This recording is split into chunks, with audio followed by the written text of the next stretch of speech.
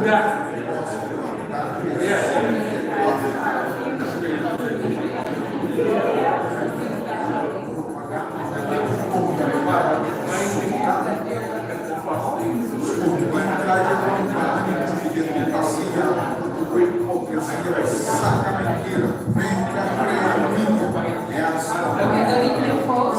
going to start in the next 5 minutes. All right, 5 minutes.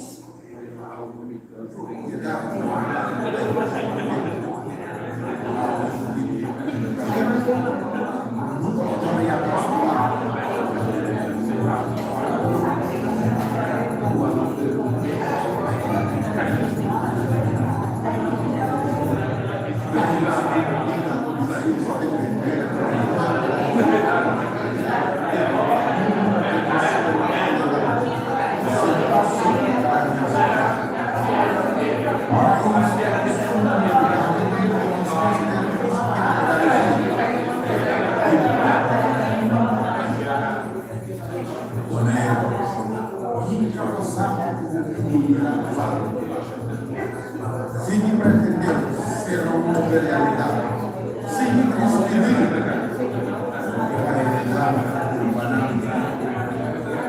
sin explicarnos tornando capaz de manera cautiveira, sin parar qualquer humor do próprio cuero.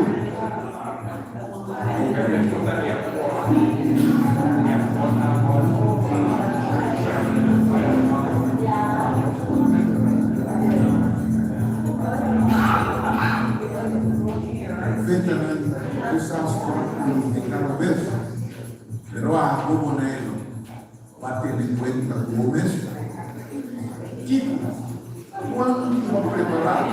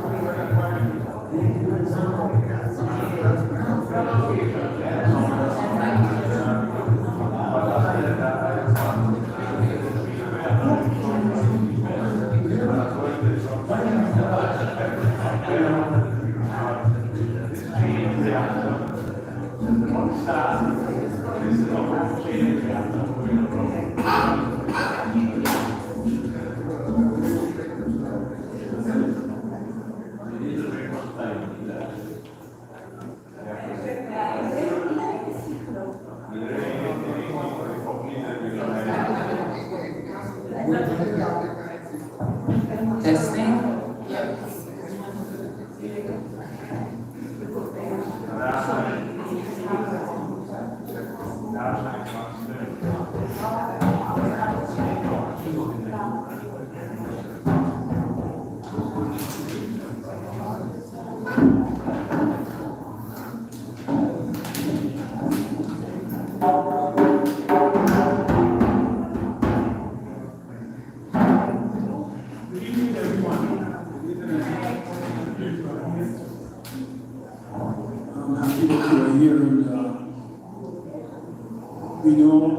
why we are here.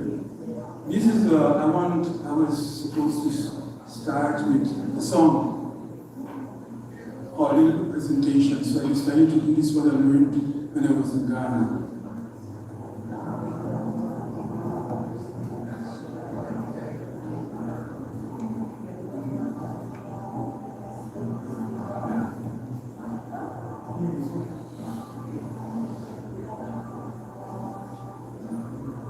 It's a welcome song. This is a welcome song when you go there, they invite you to this song. Odunde, Odunde,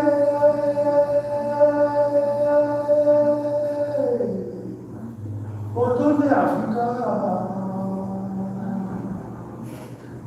Odunde, Odunde, Odunde Africa.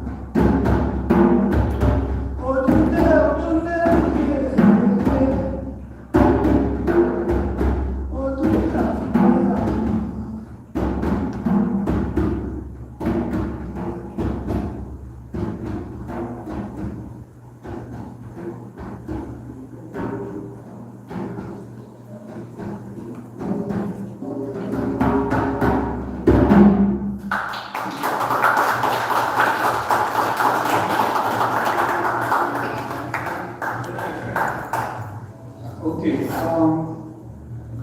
yeah, you have many songs, and everything in African language has a meaning.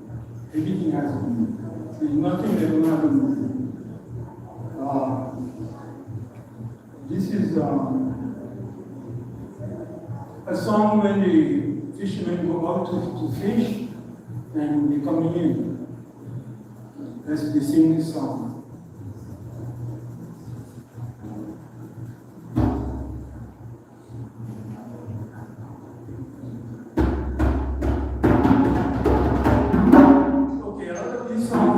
Sung in the Caribbean. It's not a lot, but some of them you will find them in because our African ancestors were brought over. So you find it in Suriname or in Haiti or in Curacao or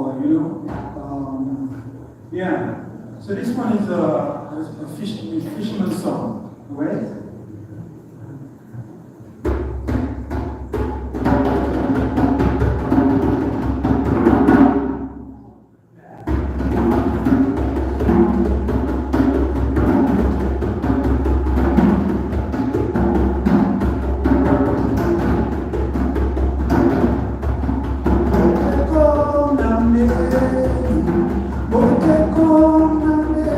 Arriba cae porque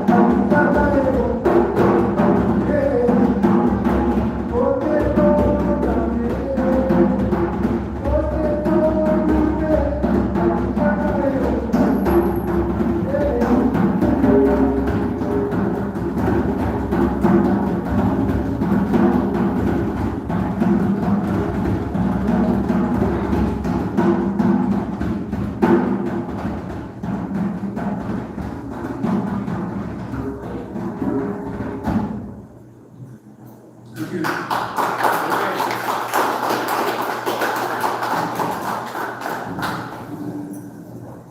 Okay, Ajida is you cut a tree in Africa, you cut a tree and dig out the tree, dig out the middle of the tree, and that's the Ajida. Then they can put a skin on it and it's very deep, low base.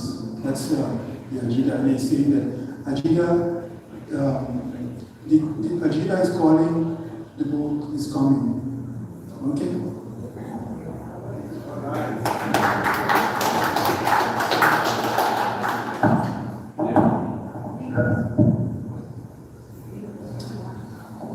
Honorable Island Council Member Derek Simmons, Honorable Commissioner of Culture Rishlene Leana, President of the Monuments Foundation Mr. Kenneth Kuvule, Heritage Inspector Raimi Richardson, invited guests, ladies and gentlemen, welcome. This evening is a very special evening because tonight you get a say in how we are going to design the Reburial and Memorial space for the ancestral remains. Your voice matters. So with your input, a design is going to be created and it's going to be submitted to the Island Council members. To the executive council members, sorry. This will be one of two such events, depending on what emerges here this evening. I would like to start off by saying,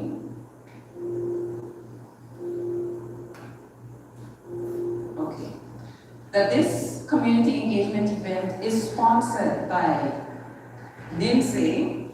And NINSE, the English translation of NINSE is the National Institute for Dutch Slavery Past and Heritage, that is situated in Amsterdam, the Netherlands. But also what's important is that this event tonight could not happen without the support of partners. And our partners are the St. Eustatius Historical Foundation. Without them, we would not even be here tonight. The St. Eustatius African Burial Ground Alliance, that's a very important partner to us as well. And last but not least, various persons within the station community. We couldn't do it without them. And some of them are here tonight, and they certainly know who they are. So we really appreciate you as a community coming together to assist us. Okay. These are the members of the Station Cultural Heritage Implementation Committee.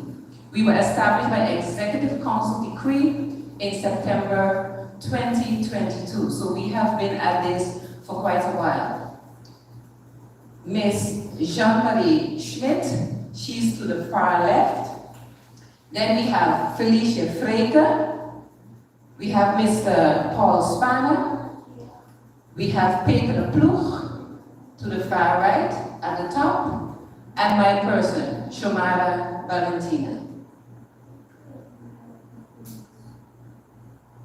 So as I stated before, this is one of two sessions in which we are going to hear your ideas, gather your ideas, so that we can co-create a reburial and a memorial plan for the Golden Rock ancestors. We believe that without community, it would not be effective. So that's why we are so happy that you are here tonight to be part of this amazing process.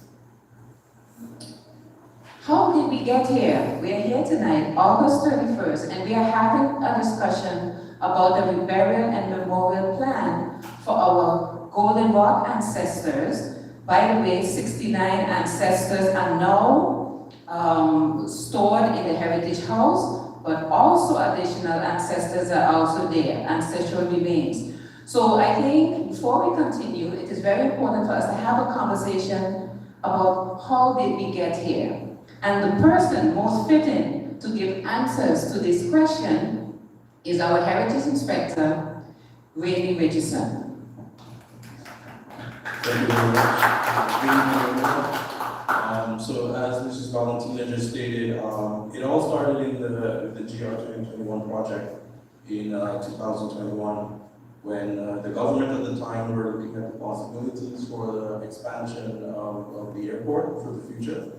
But seeing that the entire Kulturflatte, or the culture plane as we call it, that is the area on both ends of the airport and the area in which many of us here live, is labeled as a high heritage area.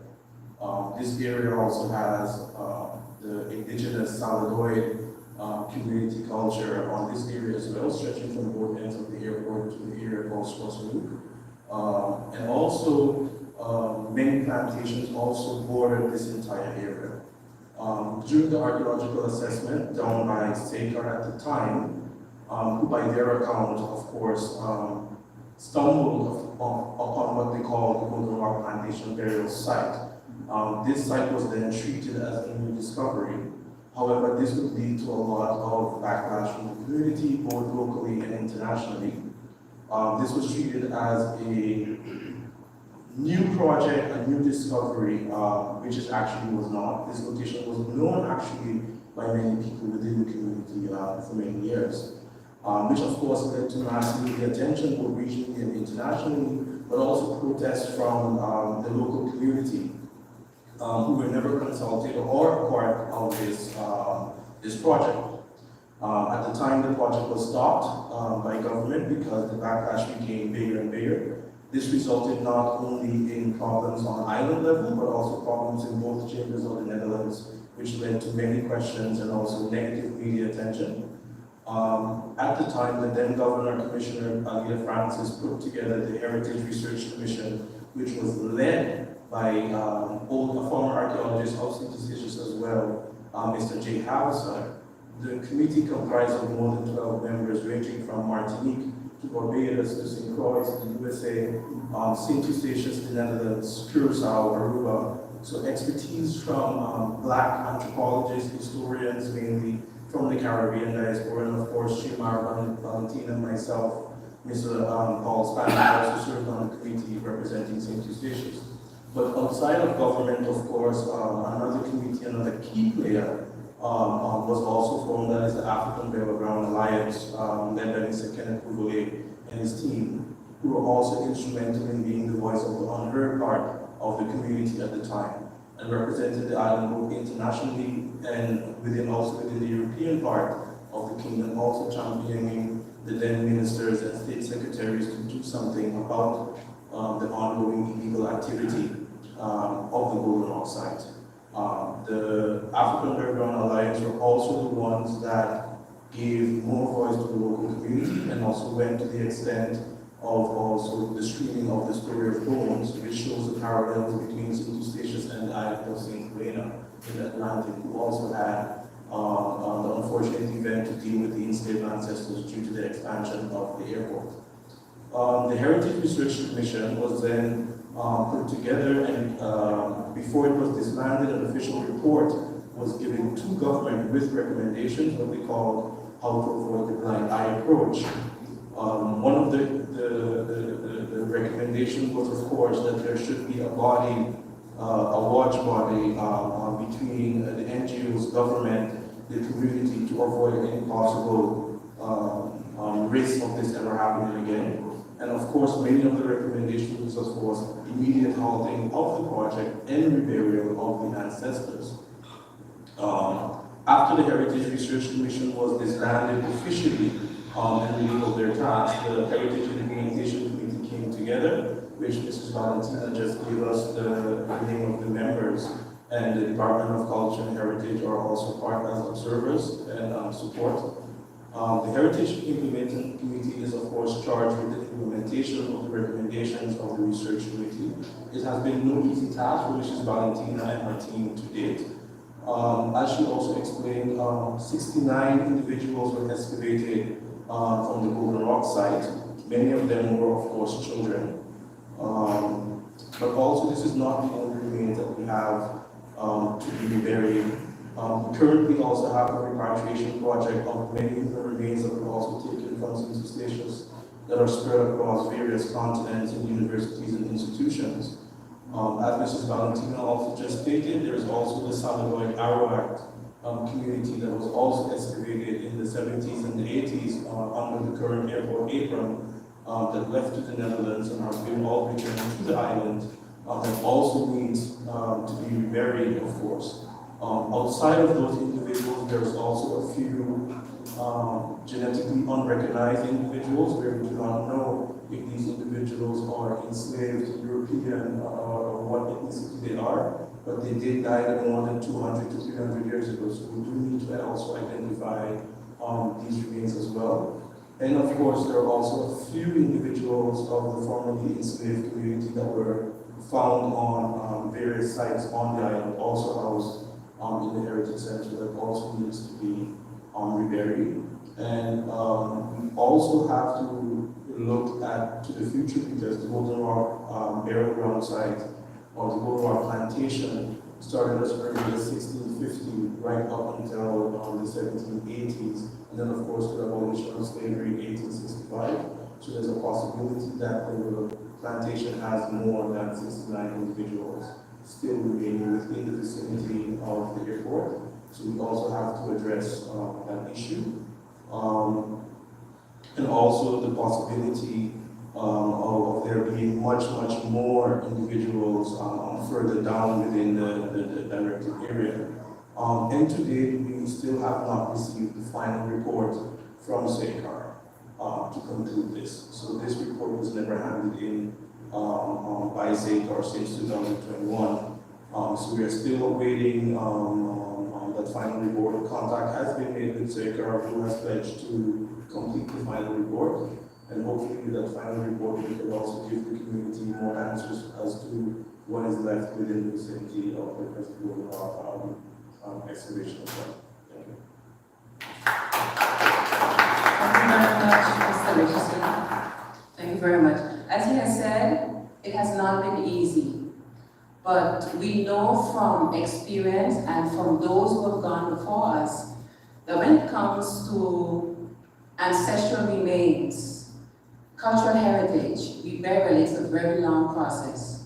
It's not something that takes place within a year or two. So we have been at it for quite a while, and we are finally making some progress, and we are determined to get the remains back in the ground. That is our end goal, to get them back in the ground. Because as some persons would say, it is very disrespectful from an African perspective to dig up remains and to have them above ground. So I think it is our duty to put them back in the ground and to give them a dignified reburial and memorial. And that's why we are here tonight. Right? So, how are we going to do this? As most of you in this room know, the Dutch issued an apology for their role in the transatlantic slave trade. That happened in December of 2022. I think it was Mark Rutte. He was the one who issued the apology. And with the apology, some very interesting things emerged. They created different funds.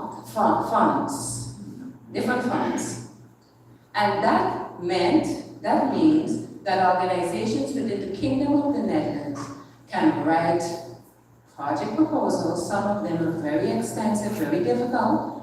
Project proposals that you would submit to various entities, and if approved, you would receive a grant to execute cultural heritage issues. With the help of the St. Eustatius Historical Foundation, we wrote a project proposal and we submitted it to NINSE and also the Cultural Participation Fund. NINSE was a very easy process for us, but the Cultural Participation Fund, the things that we had to submit, it was pretty intensive. But I must say we succeeded.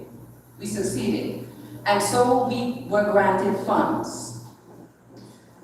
And our project proposal is as followed. We were granted funds to design the Reburial and Memorial Plan with community, and we have our very expert architect here with us this evening, and he'll introduce himself shortly, and we will get the process started. We received funds to build 69 coffins with community. So the 69 ancestral remains, they all should be placed in coffins, and we want to do that with the help of a skilled carpenter and persons within the community. We have to do it together, because in order to receive these funds, it was very important that everything happened with community.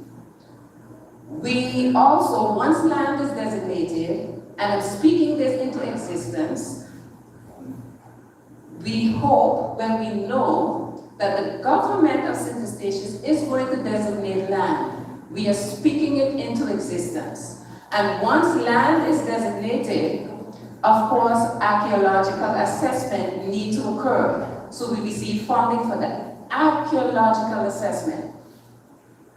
And we have decided that we are going to create a documentary about archaeological and cultural heritage practices of the past, present, and also future. We have to tell the station story. The station story is not a unique story. A station story is an African story, and when we look at the African story and how ancestral remains are treated across the world, we will see parallels. So we have to tell that story.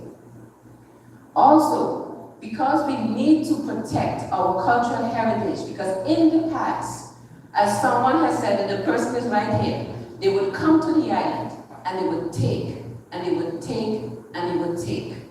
We have to stop that. Policies are good, but we need laws as well. We have international laws, but we believe that it is important that we create a station-specific cultural heritage ordinance that will be submitted to the Commissioner of Culture, the Executive Council, and we hope that they will carry this forward to the Island Council, because we have to do things differently. So this is what we received funding for. But there is a warning. We need additional funds to actually create the Reburial and Memorial space. Now what am I talking about? I'm talking about building, for example, the knowledge center, the benches, the trees, everything. That will cost a lot of money. So we're gonna have to see as a community what we're going to do when it comes to that. So we received funding for the preliminary work, but this is the big baby, the actual physical work.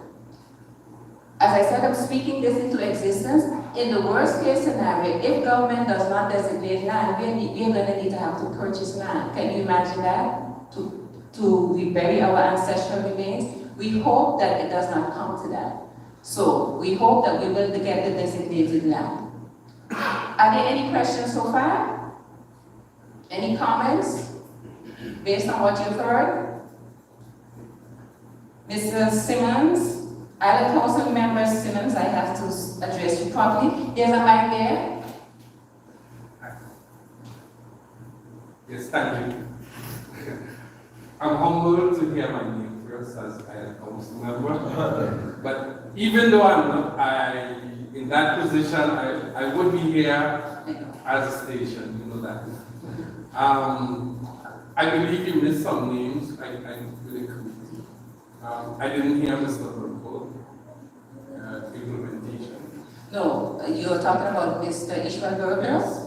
No, he's not part of the implementation committee. He was part of the first commission, the research commission, but not part of the implementation committee. Okay, yeah, it just, the reason why I bring that up because you hear so many committees mentioned, especially in relation to this whole affair, and sometimes it can become really confusing with what is what and who's what. Correct. Point well taken. Thank you. I have a question. How much funding did you request? How much funding did we receive? I'm going to be transparent. We received 100,000 euros. We received 100,000 euros, but this is just for the preliminary work. We received 25,000 first from Lindsay. We received another 25,000 from Lindsay, and we received 50,000 from the Cultural Participation Funds. By the excuse for Mr. Rutte, I think it was also here, was stated for me clear that there was not enough money for smart. And I think that they have to keep their promise. They have a moral obligation. You saw it, Brother Kenneth. They have a moral obligation to do that. Yes, because 100,000 is nothing. If we are to really honor them in the right way, we have to create the space. We need a lot more money than that.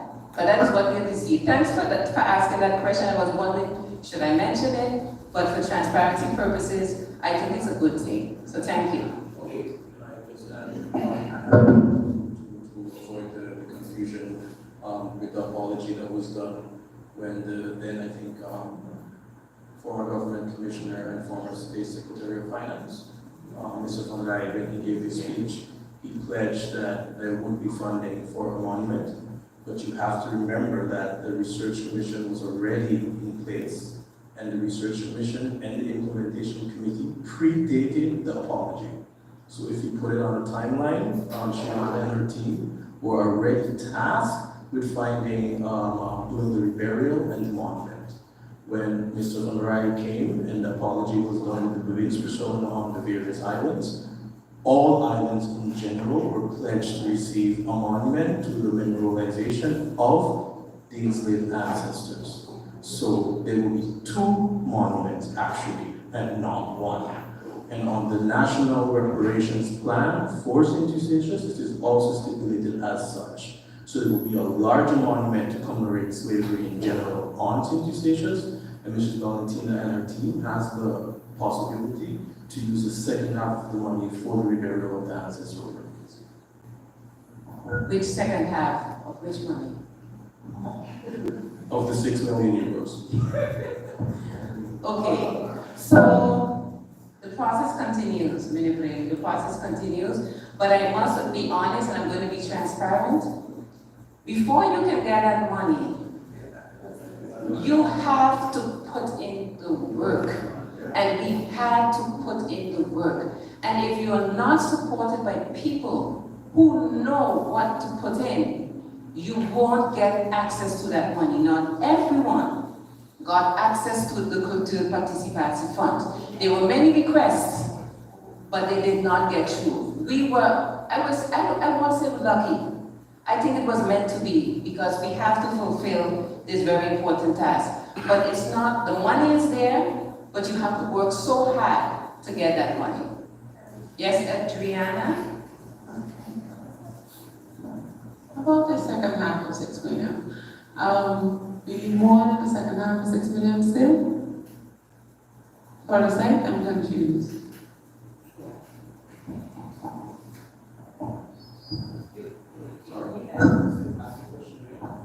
The possibility of the 6 million that has been pledged, of which 1/2 at least goes towards a monument that's independent from the monument they can put. And if chosen, the second half of the 6 million, so 3 million, can go towards this project, if I understand it correctly.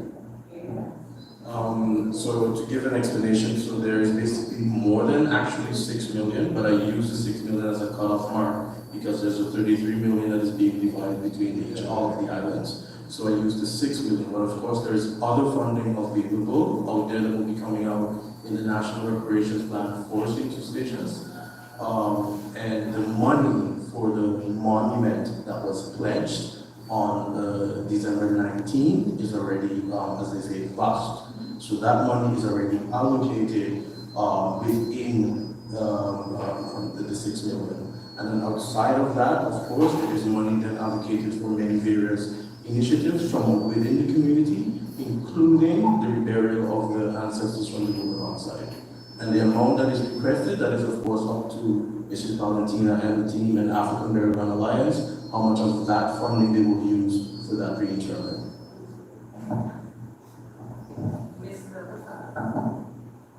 Yes, I noticed that you got 100,000 euros. What were the plans for those that 100,000. And there's also something that they want to add, not add, but add, beside Mr. Rutte, the then Prime Minister, the King himself also made an apology. So, because you have to have a project to see, you have to make up the project to see, and what you want and what it's going to cost. Because you don't want to say, I'm going to do this, what it costs. So, the 3 million will be able to cover what you have in the project to see.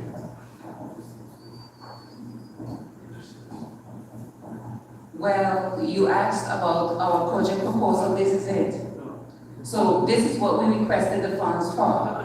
The 100,000, and remember, culture participation, the maximum that they were given was 50,000 euros. Then say 25,000, and we could request an additional 25,000.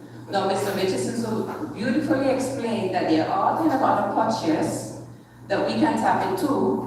So we will have to look into those things for phase 2 of the project. And Mr. Zimmerman, I'm going to introduce him now, he is also going to give an estimate. He has already given me an estimate, but I don't think he wants me to mention the figure here. Mid of May, about $200 and something thousand it would take years for us to build a space with knowledge center and what have you. All right? So we would need to see how we will get access to those additional funds. So without further ado, we're gonna have our engagement. Now we are still having our engagement, but we're gonna go over to the next segment. I am very honored to have Mr. Jose Zimmerman. He is a master architect. Mr. Zimmerman is known by many persons in the community of Statia. He's also known in Sabre. He's also known in St. Martin. He's officially from Curacao. He has designed many persons' homes, even in this space. He has done that. The reason he was chosen also, first of all, he supports the struggle. He understands it. He was very enthusiastic about it. And because of his skill set, he was also chosen because he has experience with memorials. So we looked at those things, and those were very important things, and hence we chose Mr. Zimmerman. He has a whole speech ready for you. And what we are going to do, once he gives his speech who he is, we are going to share our preliminary ideas with you in regards to a memorial space. These ideas did not fall out of the sky. These ideas are the results of conversations with persons within the station community. It's just an idea. You might say, I love it. You might say, I love parts of it. You might say, we're going to disregard it completely. That is entirely up to you. We are not going to dictate that. So what you bring forward, we are going to document, and he's going to create. So without further ado, please give Mr. Zimmerman a warm station welcome.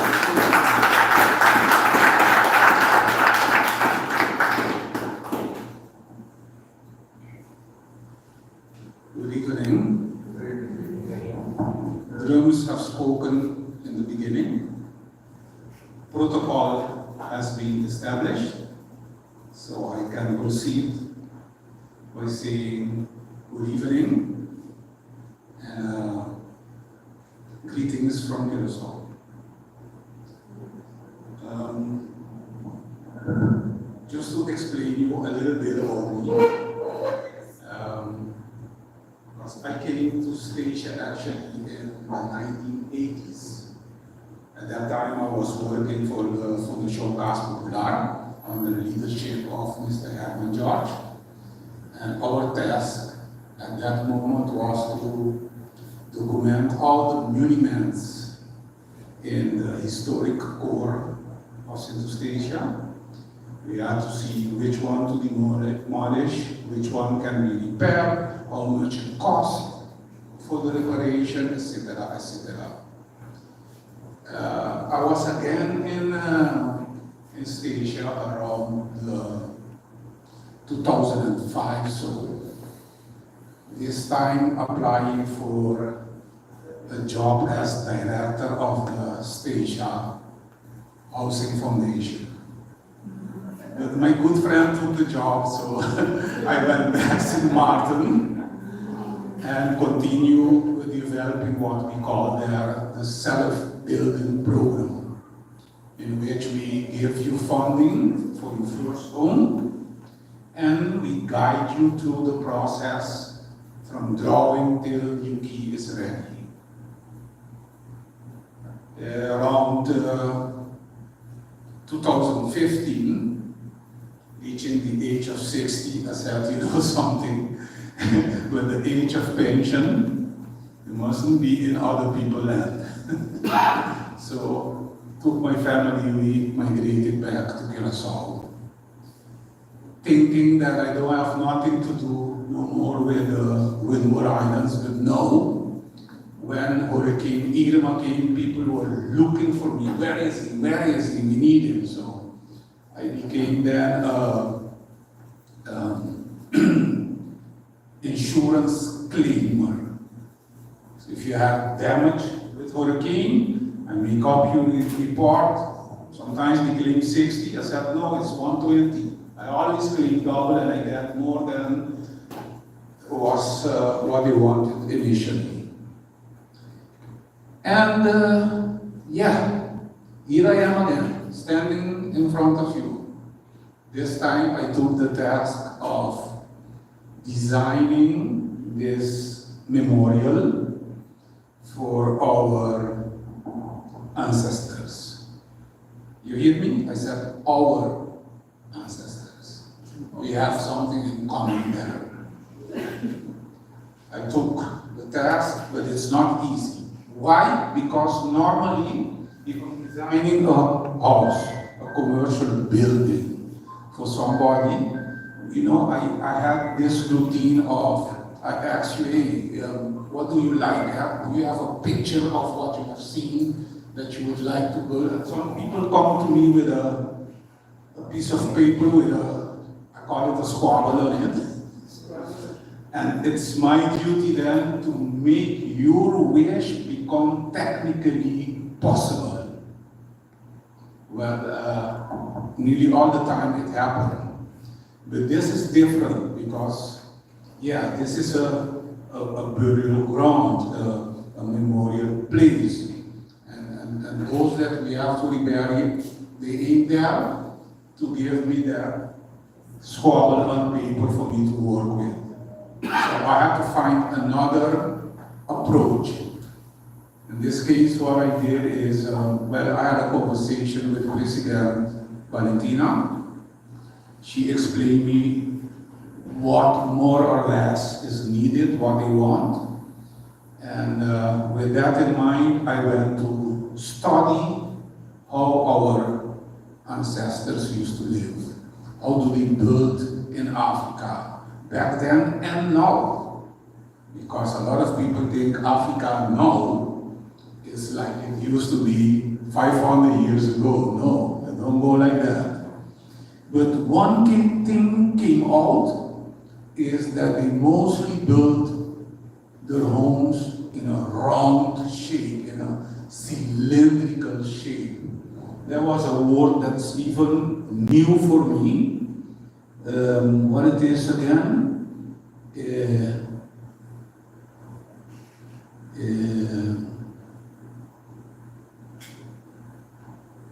I don't see where I put it.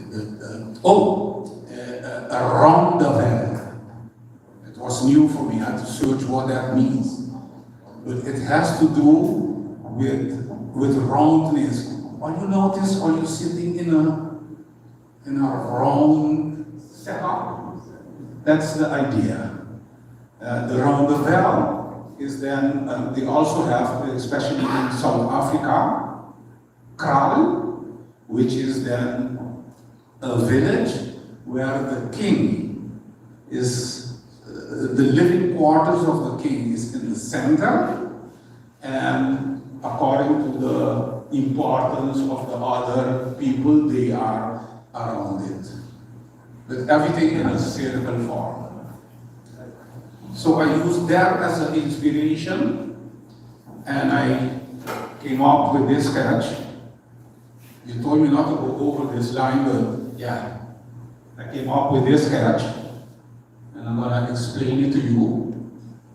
And then after explaining it to you, I would like to hear what you think, what is your remark, how do you see it?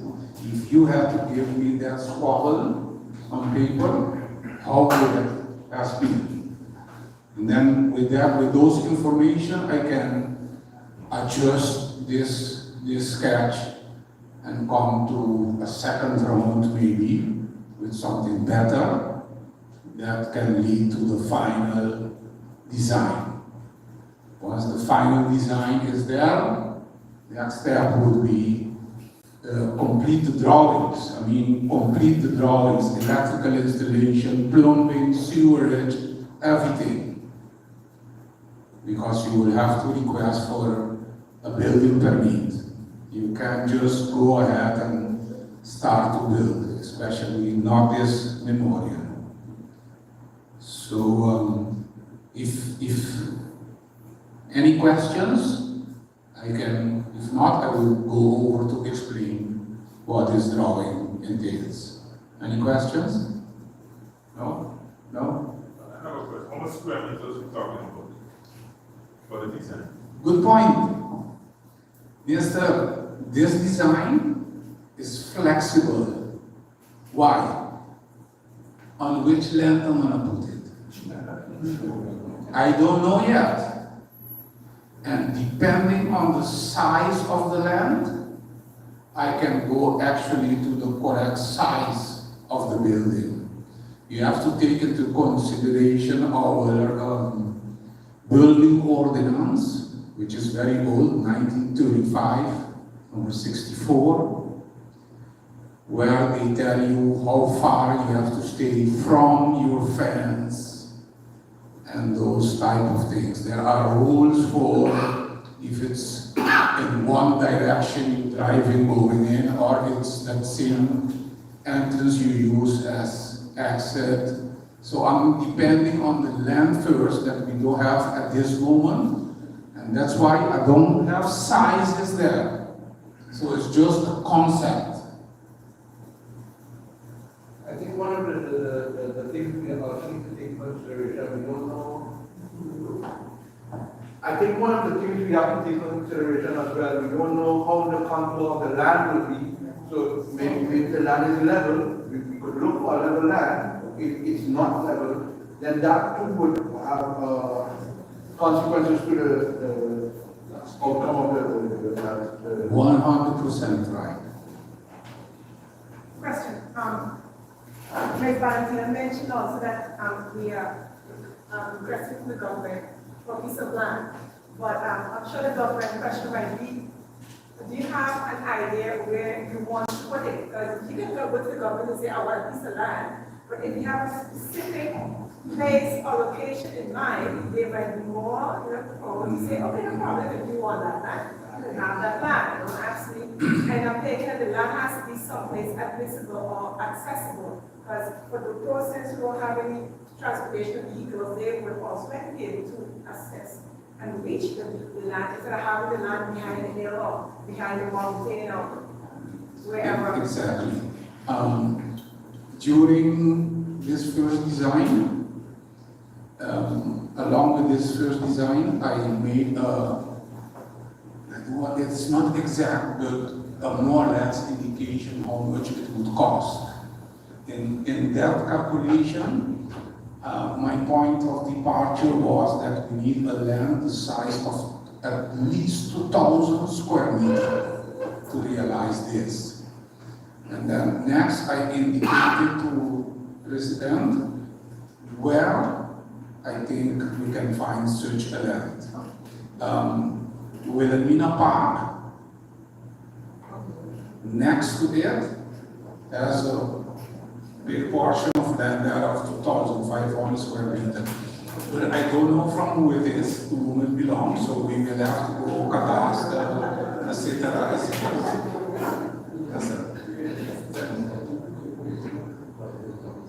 And then today, I got a good chance to drive around all over the island and pinpoint some places that I think we could use. But now the follow-up to check to whom they belong, are they going to sell, what's the correct size, because I just drive around today, that's a good one, that's a good one. Therese, I want to say something. We have proposed various spaces of land, and every time we got a no. We've been at it. And Mr. Richardson just reminded me of this. Stacia has 76, right? Plantations. We can't take up a burial ground, put a burial ground. That's our dilemma. So we would need a space that is archaeologically sound. That's important because we had proposed some things. No, not possible. So we have some complexities ahead of us. 76 plantations. Burial grounds are being discovered, I won't say by the day, weekly, Therese. Weekly, it's that serious.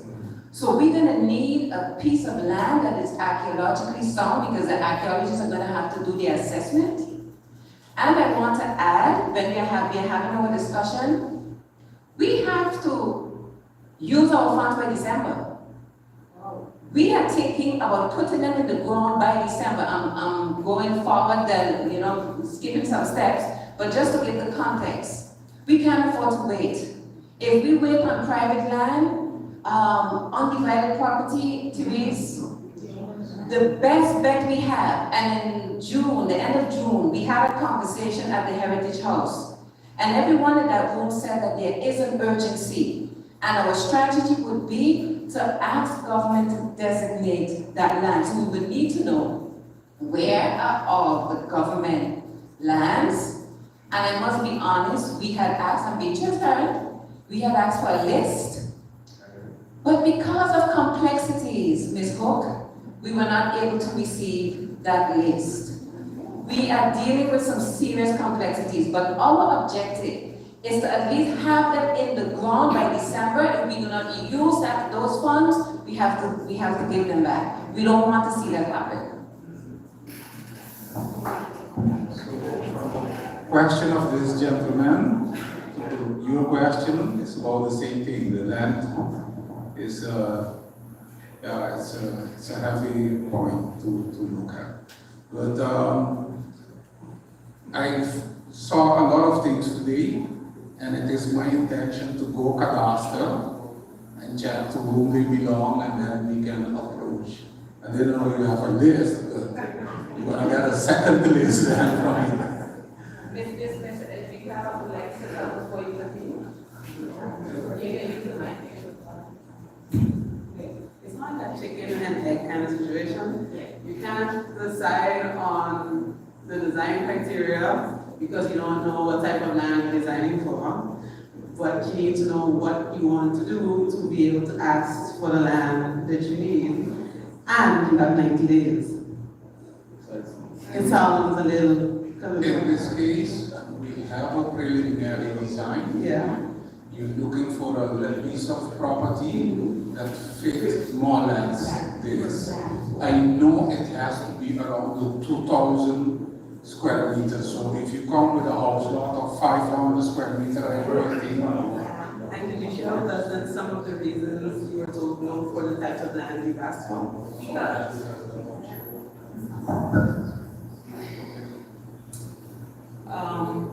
Reasons why. Other than there's already a program. Other than that, because they were somewhat already designated to others, and so we didn't want to be in that back and forth. That is a complexity. And let me see other reasons. Some lands were not appropriate. For example, we have talked about the land on the Caribbean behind, close, between the fort and the Dutch Reformed Church. But that's not possible because of what's under the ground. And maybe what's under the ground again? So this is a problem. One of the major problems we have here on St. Stations is we have populations that fluctuate sometimes between 10,000 up to 22,000. Lots of people on this little island. 76 plantations. What we know today as Salem Cemetery is really a 20th century placement on that lot. We all know how many graves we see there, most of them modern. The only public cemetery on St. Eustatius is the Old Church Cemetery, which by its last grave count in the 70s had 182 graves on it. That's the cemetery opposite the hospital. So if you count it from, let's say, 1626, let's go to 1900, where is everyone buried? If you know, Salem is a 20th century burial ground. So what we do know with 76 plantations, the majority of people were being buried on their plantations, both enslaved and plantation owners, Europeans, everyone. What we also do not know on station is how long did this continue after slavery. So that's also another issue that we have. And why the archaeological assessment that Shimara explains is so important, because station does not look the same below the ground as it is above the ground. You will be surprised and baffled what below the ground looks like.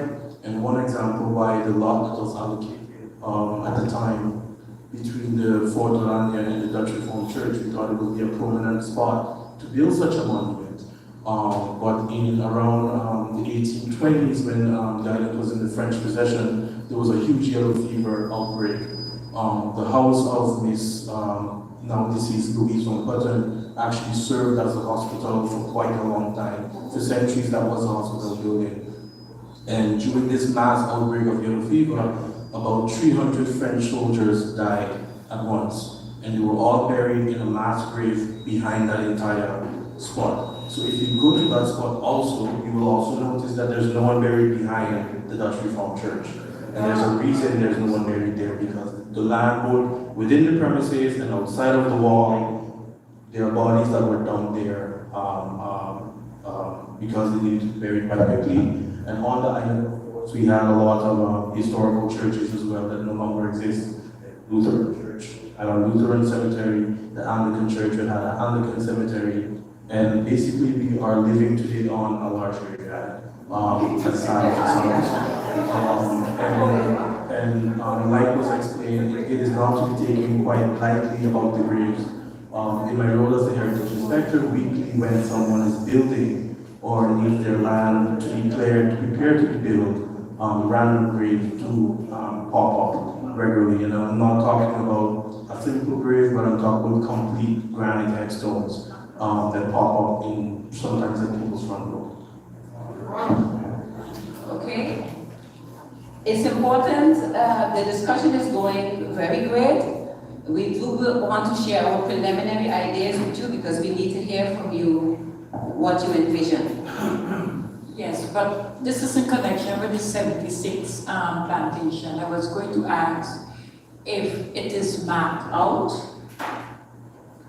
the 76 plantation, if they, where they are, where the location on island. The prediction of the plantations on the island is quite easy actually.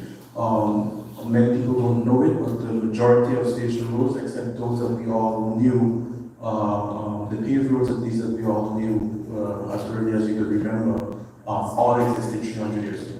Many of them were always there. So for example, the courthouse where that long road coming from in front of the hospital, going all the way to the English Quarter was there 300 years ago on the same spot. The tamarind trees coming across the same country road were there also 300 years ago. Even those at the Glendale Company School, that long stretch of road, they were all there. So off of those maps, we can actually predict exactly where the plantation boundaries fell. And to give you an example, between the southern end of the airport all the way to Smoke Alley, there are about 4 large plantations on that parcel of land. And the biggest plantations actually stretch into there. We know exactly the names and where the bounds started and where they ended. So basically, there's a possibility that the cemeteries are all, for the majority, within the airport side, because we also did a kind of predictive, what we call vote where you can see exactly where the cemeteries are. And on station, we are fortunate enough to know that if you find a well, you will find the plantation house, and you will find the cemetery, which creates a kind of driehoek. And if you look at the Golden Rock plantation, there's the well opposite Irving house. And then right below Irving house is exactly on a ruin. You can see a piece of the wall. And directly in front, there's a cemetery. And if you go down at the well, at the fire department right here, there's a well, there's a plantation house inside, and right there is another triangle. And basically, whenever we see those triangles, we already predict there's a cemetery there. So it's quite easy to predict, fortunately for us. Okay, Yuri, lots of questions. You can come to the mic, yeah? Come to the mic. Yeah, come to the mic.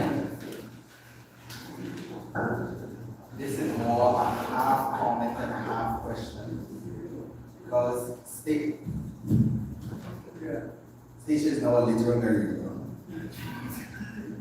Everywhere there's bodies, and all of them have to be respected. That's the comment. What happens now with further development of the island, with all these places that are now considered sacred? In that sense, I think you would realize just now that none of the three of us use the word sacred, outside of what we do know as the label burial ground. So we do know, of course, Salem, etc. What I always will advise is that development will come. What we need to do as an island together as government is make sure that we have a more action-reaction. So when we stumble across these things, we can probably, have the ordinances in place that allow us to do rescue archaeology. So reinter people into other locations. So where a monument such as this, for example, not only serves as a purpose for the 69 individuals, but for all other enslaved individuals as well.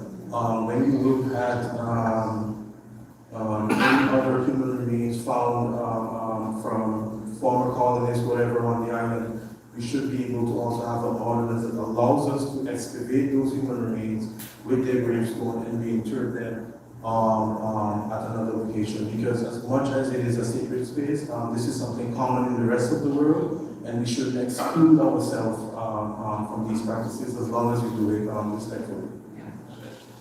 Not to be racist, but you can dig up African remains, you can do DNA testing and to determine someone's ancestry. What happens when you find the European remains? They bring them. Where do we put them? We don't consider that for the ordinance? Because I vote on behalf of my ancestors, they're not guilty. I just want to say that that is a very important discussion, but this is going to be a burial and memorial for the ancestral remains, so for the African remains. Eventually, and we would have to see where we would want to put the indigenous remains, because they are extinct, that group of people. That's also one of the issues we have. We also have the Salado Indians that live on the island as such as the Arawaks. We also have the human remains here, and how do we deal with human remains when the gap between them and their most recent ancestors, Taínos, for example, is already 1,000 years. So how do we reinter them? What rituals do we use? So there's a huge major discussion that we have to do as an island. And to answer your question, the old church cemetery opposite the hospital is labeled the public cemetery since 1775. So we do not have to reinvent the wheel. If we find bodies of European ethnic descent, it would be, I think, we just advise government, the best reinterment would be there, because this is something they themselves are practicing. But for now, we just focus on the enslaved ancestors. There are a lot of questions. Zimmerman, wow, I love it. It's not a question, but based on what you were saying, in my opinion, just opinion, is that whether we know what rituals we're supposed to use in order to bury them, at the end of the day, they are human beings and they should be respected. So I think if just a nice ceremony and put them back in the ground is enough respect. We are all human beings, and I think that is the main goal that Ms. Valentina has in her group, and I think it's a good idea. But we have to respect all the ways, whether, doesn't matter what, exactly.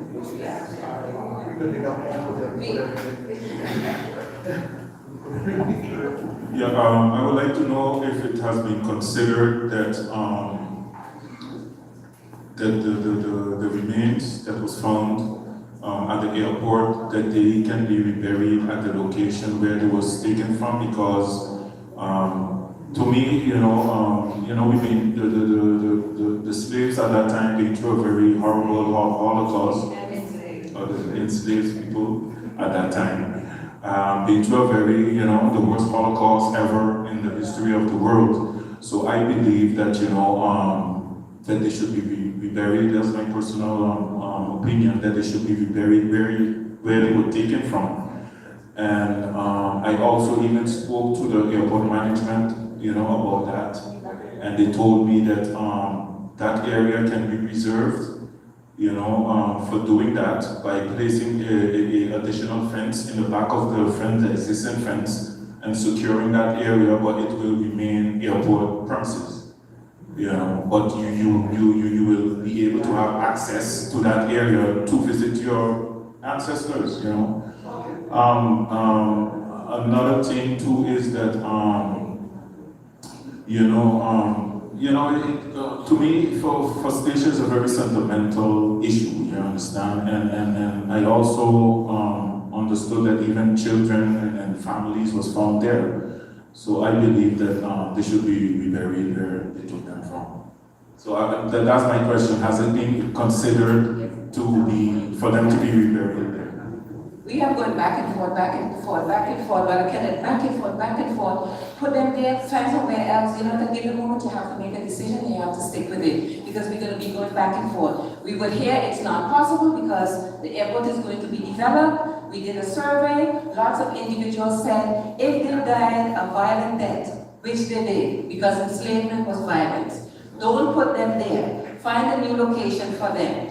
And if we do not have access to them, whenever we want, do not put them there, because people are saying, from the survey, people are saying, we need a physical space where we can go, where we can sit, where we can reflect, and that won't be possible at the airport. So Mr. Brissett, we were on that trend in the beginning, but we had to step off, and we had to submit a project proposal, and the project is for a design that certainly won't fit within the airport premises. So I think there comes a time when we capture all the voices, and then there comes a time that we will make a decision. And so we have decided we are going to envision a memorial and reburial space, and we have to have the land designated to us, Commissioner of Culture. And so we would like to proceed from there. We have to make a decision. You then come to the mic, and then I'm going to give it back to Mr. Zimmerman for him to explain the idea. But at the end of the day, we still have the issue whereby we have a burial ground at the airport. What is going to be done with those remains? So, you just can't go and dig them up. It's internationally not appropriate to do those type of stuff. So I find we should take the bull by the horn right now and further look into the options, because we have a cemetery there that we would like to, visit our ancestors. Make it into a park where children can play and stuff like that. We don't have no parks around the island really. We only have one park on the island, Wilhelmina Park. So I find that section of property there should be secured for our future generations, which is possible in my opinion. Yeah, right where the cemetery is right now, where the burial ground is right now, where our ancestral burial ground is. it's an ancestral burial ground. How we are twist it or turn it, something needs to be done, a decision needs to be made, what is going to happen to those remains. It's since 2021 or even before that we knew that there's a burial ground there. So I think we should look into that option still and get something done. Of course, we take your comments and your views very seriously, Mr. Brissett, and we are in conversation, constant conversation with each other as to what are we going to do at that space. One thing that we can agree on, Mr. Brissett, is that something needs to come there.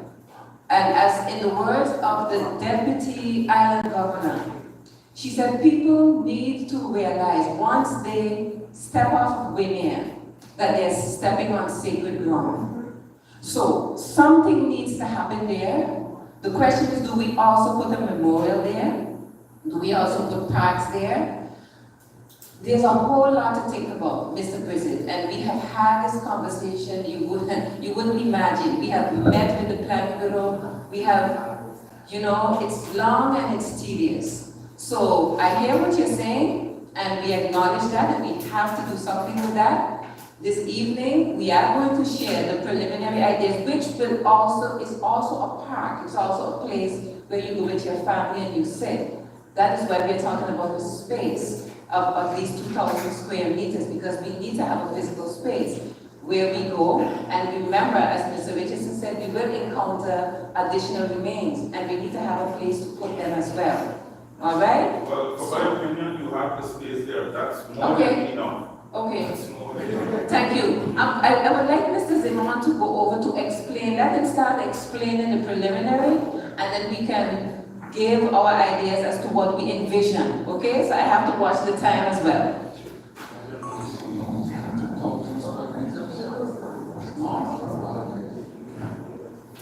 Okay, so then I'm back to my round shapes around the well and this design.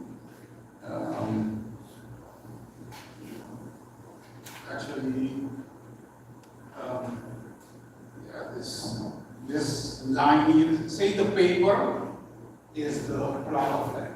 Let me start that way. The paper is the plot of land. So I put a building in the center of the land. That idea of the Africans building in the center. I didn't do it wrong because I needed walls to, like these two here, for me to put restrooms for ladies and for gents. This one I use for entrance and exit. So the space in between that I don't know yet how big it is, because I don't know how big the land comes. But this has to serve then as the space for like a museum. Like you have leaflets, pamphlets in there. You have maybe sculptures and drawings and things, so you can enter, get your information here. The ancestors, I took a certain distance here. Again, I don't know how much this is. I just had, well, listen, if there is a cultural event, a folkloric show, something like that, I should have sufficient space for it to happen in front of the memorial place. So next then I put benches where people can sit, go around, except for here, entrance and exit. And the graves then, seven, so that's 14. Let me tell you, 1, 2, 3, 4, 5, 6 times 14, that's 16, and 28 is 84 graves. Whereas I have these, like, you could say in the ground, just sticking out maybe a foot, and these in the back, a little bit elevated. So that if you are in here and you take a look outside, you still can look at those here at the outer part of the circle, and we still call it a circle. And then I said benches already, so trees, because it has to be a park, so trees, greenery around. At the entrance I have here, and I do this in form of a container, but yeah, it's a sketch, so we have to work it out. But it's an information center. When once you reach here, you can ask for information. Maybe if there's an event, you can buy a ticket here. The same thing I did here in the back here, but this I put it as an office storage. I think that's about it. Yes. I see I'm going up already. What there? Come to the mic, please, if you have a question. Come to the mic. Comment. This is a comment, kind of. The government is currently busy with this exact project in a different capacity, so this could be an opportunity. I consulted briefly with Commissioner Laird, our heritage inspector, and there is a project called the Regional. It consists of 6 projects, and one of the projects focuses on slavery past. And the contract literally states, station reserves a space for commemoration. There's a natural space where people can ask questions, come together, reflect. Land is already reserved for it. We don't get into the details to make sure we're not messing up people's property line. But it sounds like your dream kind of already is in, yeah, this exists. You are seeing there is a plan like this already. There is a hope for this plan. The money is there, is almost there, the space is in mind, we have the same design criteria. So yeah. So we don't have to look for that. We have to make sure we don't have a property line, but other than that, yeah. I don't know the 2,500 square meters, that would have to be looked into, but yeah, you should have this conversation. More or less, and it could be 2,000, 2,200. That depends on the property line. And then we can adjust. What a plantation, yes, it's borders to the death plantation, so that's something to look into, but literally, Memorial Park, Information Center, all the parks, trees, that's what I share. So that's an important detail, but we can still push forward. Yeah. We are going to still push forward with our plan, and if we can bring it together, we will.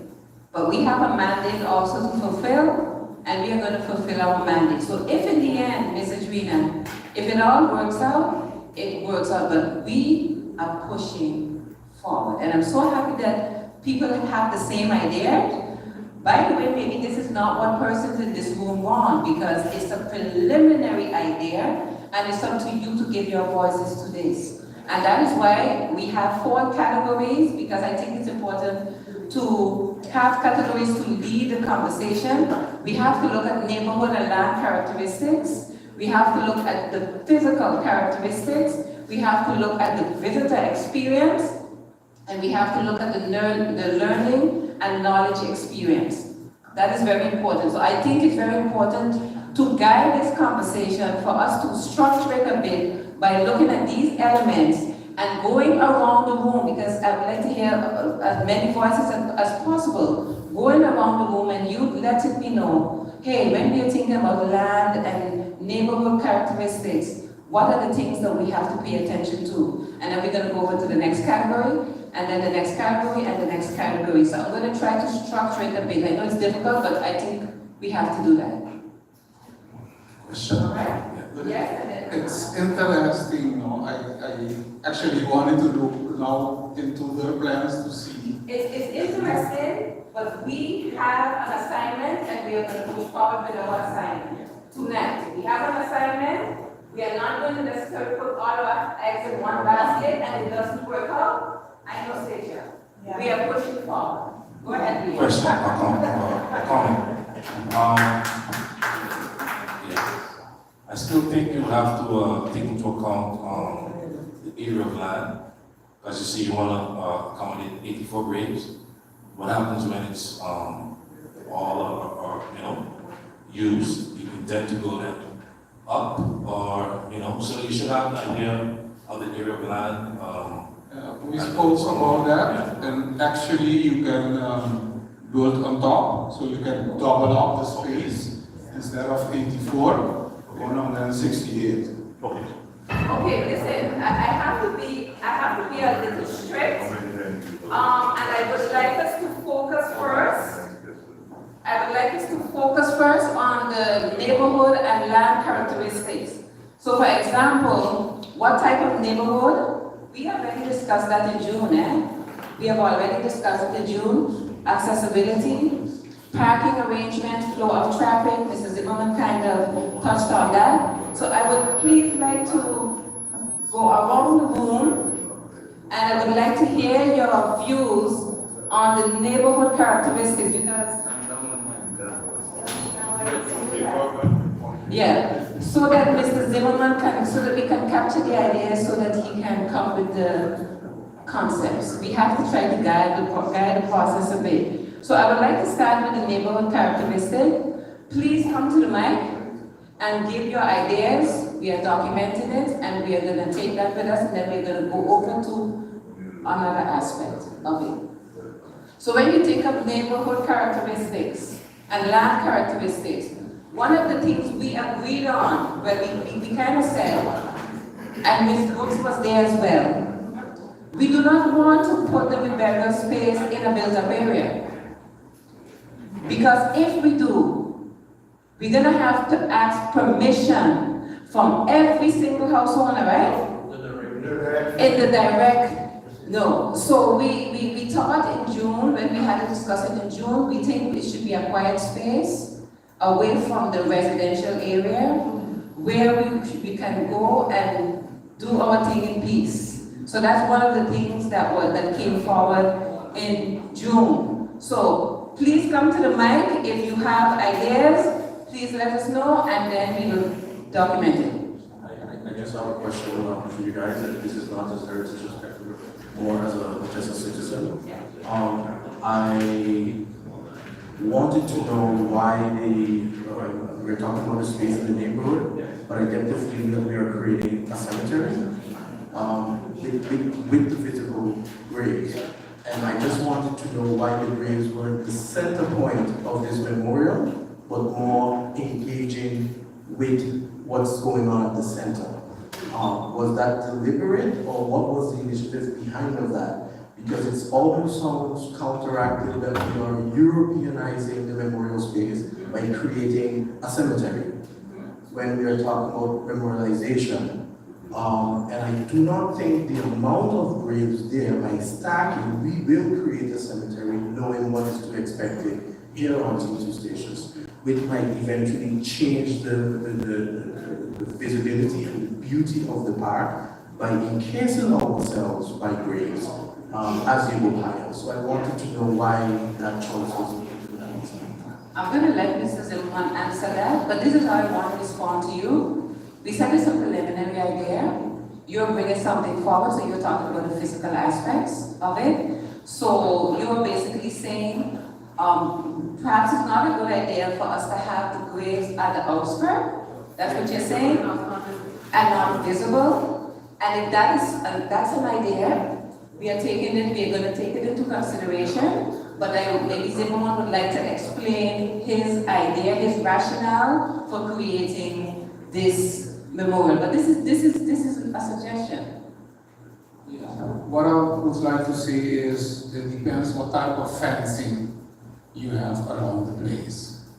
If you build up a wall, from the outside you don't see nothing. If it's a wire fencing you have, for instance, everything is visible from the outside.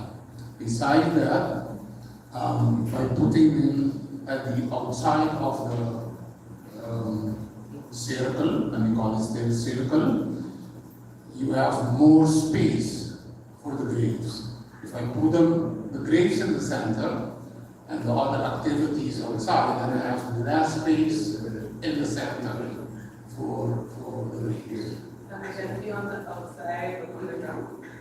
So kind of design, for example, like a studio when they have to go to the facilities company, when they have to prepare certain areas, they start paving it and they do blocks. So when you have to go back on the, you just move blocks, do you get to the blocks? And then how you gonna recognize there's a grave there? At least the grave. Sorry? It could be a scholar. It could be, like, for example, let's say you keep your exact shape, but the area surrounding your shape is a different color block. Then we know that entire area is the way of people are buried. Yeah, that's not the sketch that I made, where I put the pavement in between the graves with bricks. And in between the graves with gravel stone. It's a suggestion. Yes. It's a suggestion. Because both of you are proposing, but we're gonna go back to the neighborhood characteristics. I wanna stick to the plan. You are suggesting not to make the graves visible. That's what you're saying. So we are taking that idea and we overwhelmingly visible.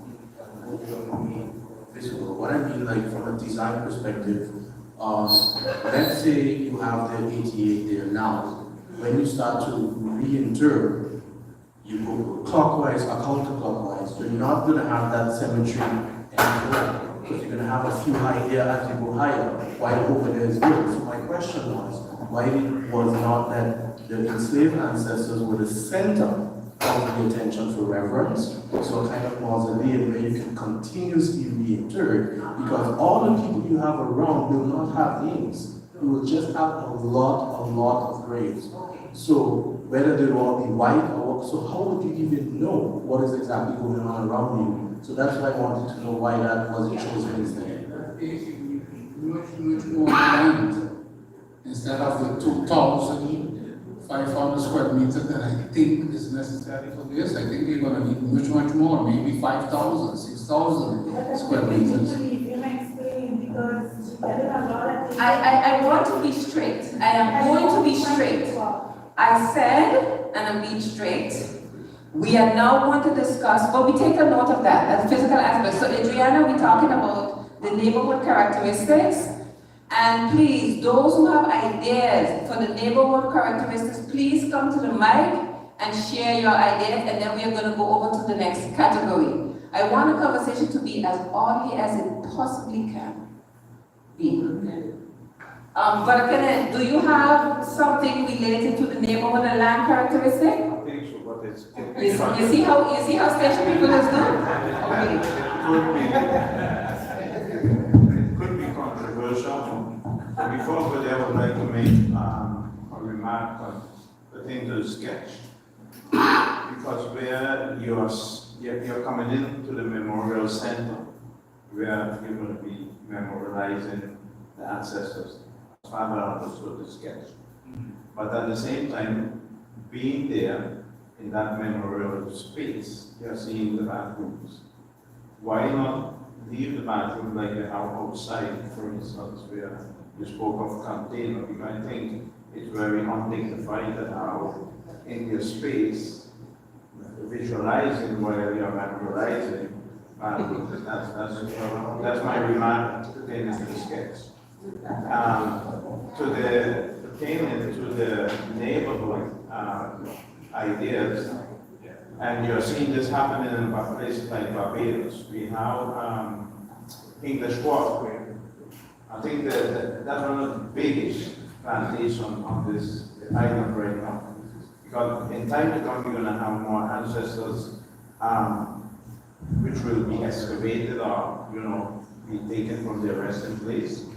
And we will need space. So if you talk about the neighborhood and the landscape characteristic, English Quarter is one of the biggest African plantations which runs only today. You are seeing in places like Barbados, areas like this, the government is buying it back and creating that memorial space. Now, when it comes to the enslaver and their remains, I would tend to say, let the colonial masters of today, or enslavers of today, take them back to Europe. Okay? I'm not concerned about their remains. I'm concerned about our African ancestors' remains, where they should be given a permanent, dignified, resting place, and don't have to be disturbed constantly. So that would be my contribution when I think of English Quarter. that is a huge, and it's have all of the characteristics to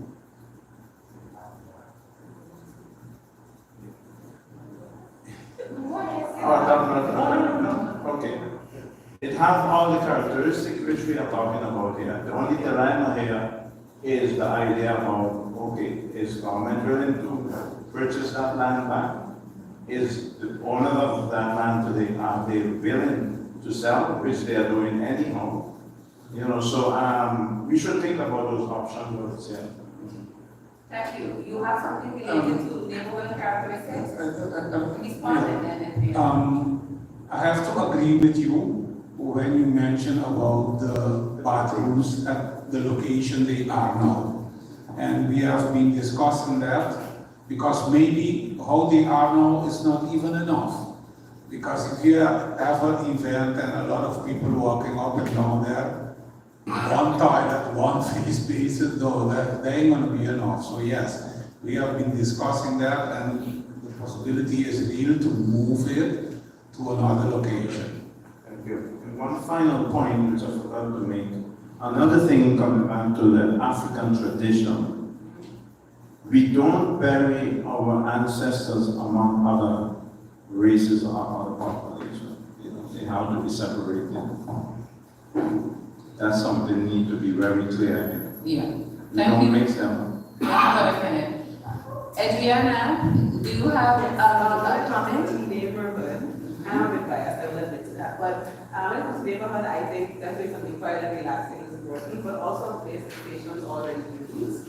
And also, I think it would be nice to have a combination between land and sea because of the type of culture we have and the type of people that we are. So I think, like for example, English Quarter, I just seen sea breeze kill the trees, and I just seen fighting with the small road we cross behind the mountain, the resort across there. Doesn't speak to my spirit, but I would say a place where people already historically have gathered here together, spend time already. I think that is a beautiful community and an opportunity to reflect in. So when we are thinking about designated land, it should be an area where people are accustomed of coming together. That's what you're saying.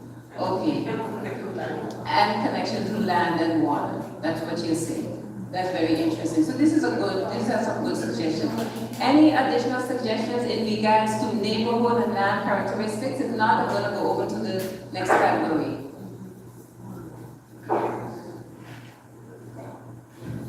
This is more pertaining to the design where I saw, to me, it's the design is, to me, how it's designed is too congested. You have the what I believe the research center also in the design, you have a memorial. Why don't we divide it up? We have a park where the remains can be buried, for instance, and then you have the research. The park where you have a memorial, of course, a sculpture or whatsoever, a memorial, and then you have the research center somewhere else. You're talking about sectioning it off? You're talking about different sections? Not different sections. I mean, you have a plot of land where you have the park, and then you have somewhere else where you have the research center, etc. / memorial. So you're saying not everything, you know. So you're saying another location for the knowledge center, not necessarily in the park. Not necessarily. Oh, that's what you're saying. Okay. So you could use the park as like the area where where you bury our ancestors, and you put a memorial there, of course, but then you have the research center / community center, whatever you want to call it. Yeah. Or what can happen is that we refer to the existing knowledge centers, the Heritage House, the museum, or somewhere else, and then have people visit those other spaces. But you're saying you really want just a park to be, just to be. Why I say a park? Because we have the land there that belongs to government, the airport premises belongs to government. Yeah. We have a park. I mean, it's not objective, it's not going to obstruct the airport traffic because it's more than 75 meters away from the land strip. If you build within the 75 meters, then it's an obstruction. But the burial ground, existing burial ground, is out of that path. The good thing is that's government land, right? Of course. So that's government land. So we will see if they will designate that land or it would be something else. No, I don't mean way. So you splitting the island place from the. Yeah. I mean, you could put a memorial there, like part two, of course, you know, so when people come in, what it is, you know, what to expect. And so that's why I added that we already have knowledge spaces, but they would have to be expanded. We have the Heritage House, we have the City Stations Historical Foundation. So what he's saying is then you come to that space and there could be something that refers to the other spaces. Interesting. In my humble opinion, I think if we are going to create this space, it doesn't make sense to me to create another space to refer back to this space. If you're going to put it, you're going to have everything there that you get one information, it is all about, if I bring tourists here, for example, then I'm going to tell them, okay, this is the memorial, this is where the ancestors are buried, but we have to go to another location to get the information about what we have here. That doesn't make sense to me. In my opinion, when they respond that premises, it's supposed to give them a complete experience of exactly what we are trying to do. Okay, this is how I'm going to solve this. The great thing about this evening is that Mr. Zimmerman, after he has captured all the ideas, he's going to cover 3 concepts. Perhaps we can cover the concept where the knowledge center is in that space, and perhaps another concept could be where it is separated. How we're going to solve the issue is we're going to put it to a vote. So that means that the whole station better show up, Mr. Brissett, because we want to put it to a vote. And the one that is most favored, that's the one we're going to go with. So we're going to bear that in mind because these are 2 different perspectives. So we're going to see how we're going to work around that to be as inclusive as we can possibly be. You all giving me hard work. Yeah, on the same topic, and I said this already in the past, to me, stations are very small. And when you look at the area where it's used, it's less than half the island. So when you start talking about creating these spaces, putting everything together, you are creating a utopia kind of project, which to me is not going to be realized. You talk about December. I think for that to be realized, I don't even see it done in the next 20 years, because you're constantly going to be looking for appropriate area within this small space. It's not a Europe. You don't have these large land masses like often you have at the airport have these restrictions, and you come on a small island and then you have problems. So be very conscious with the choices you make. That may be the ideal choice you would want, but the area is small, stations. You know, thank you for saying that, because and also remember, Simmons has been reminding us of this the whole time. We have to be practical, we have to be realistic, we have to manage our expectations, and we have to create something that fits our local situation. And if we are to elaborate what you're saying in our plans, we might not be able to execute it. That's what you're saying. Mr. Kubale, do you have something related to the neighborhood? Someone else who has something else to add about the neighborhood, please come to the mic. If not, I'm going to go over to the next segment. I'm hearing about a park and a flag and flag. Are we talking about our reburial area and a memorializing space at the same time? When you speak of just from my understanding. In this design, yes. Yes, good. And then we are design is everything together. yeah, and then we are speaking about a knowledge center. A knowledge center. horticulture. Yeah, but another center, again, is a place where it's more in the field of academia, I would tend to say. So it shouldn't be like that, I would say. You have a memorial space where our ancestors are. Could I finish? I didn't stop you. Okay. Your movement kind of stopped. Anyhow, yeah, what we need is a space where our ancestors are going to be buried in a dignified manner, and where the descendants can go and, in the quietness of that moment, and memorialize at any given moment their ancestors. That I will say that need to be that particular space. A knowledge center should not be included there. So, and like you said, the historical foundation area like that could be designed, get enough space there where we can create that world of academia, where people can come in for educational reasons, information, etc. But our ancestors need to be in their perfect quiet space, and you can go there in that quietness and memorialize them at any given moment. So this is how I want to finish with the last factor. To come back to you, Miss, I don't agree with you when you speak about it has to be in an area where people are accustomed. We need to change our attitude at things too.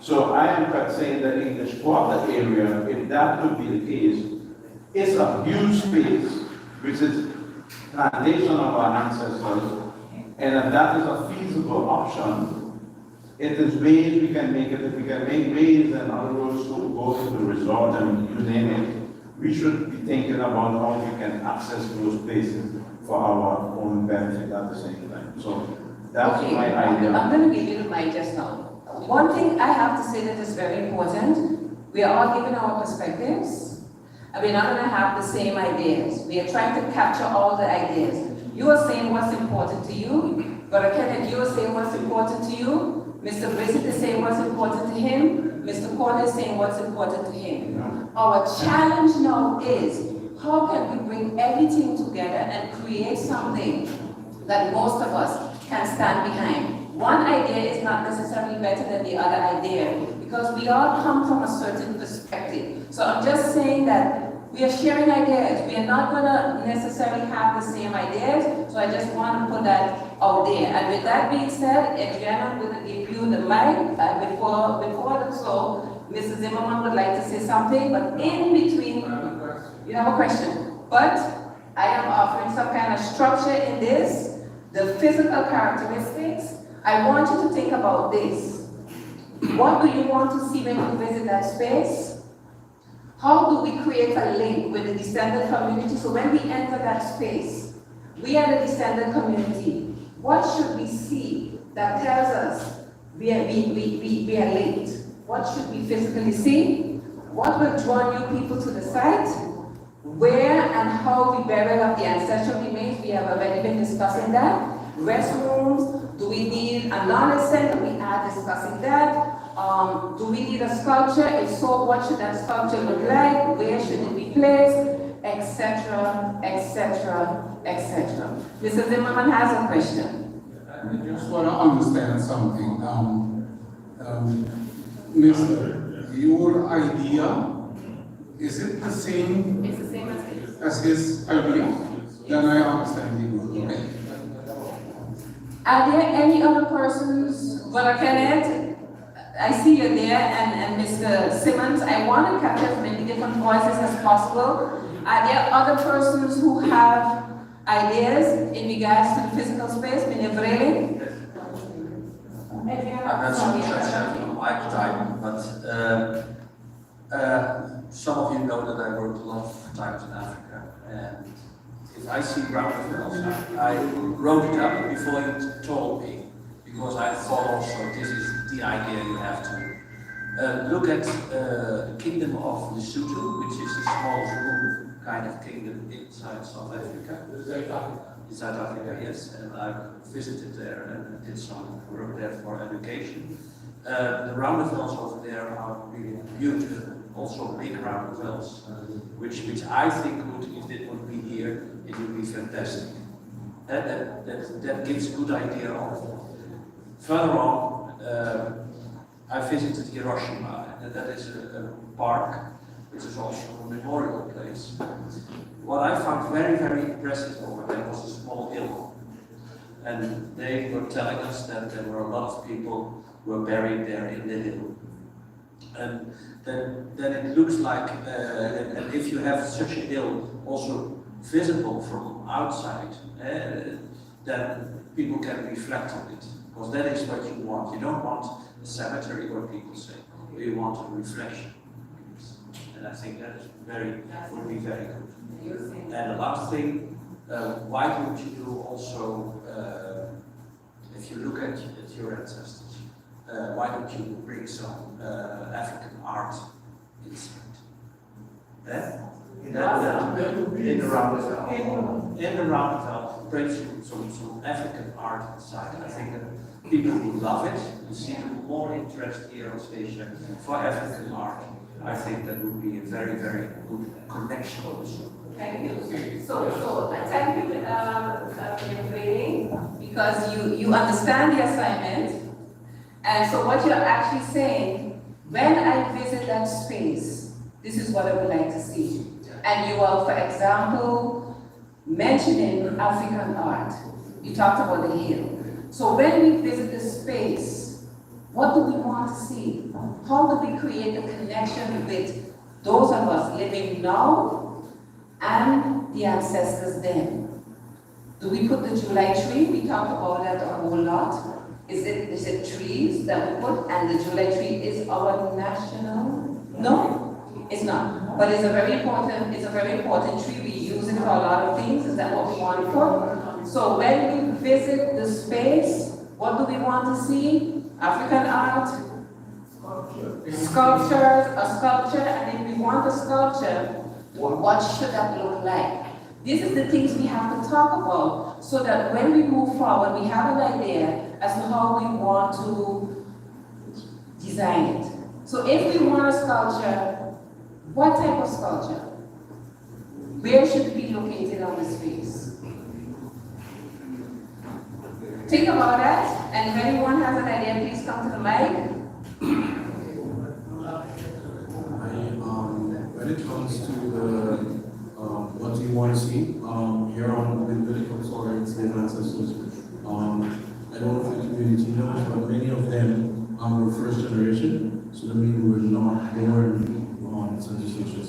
We were born in Africa and they died here on Central Stations. Shemada and the community also know we have more information to go by, so we know that there are very strong indications that they came from the Congo region of Africa. So you can have a lot of visualizations you can also use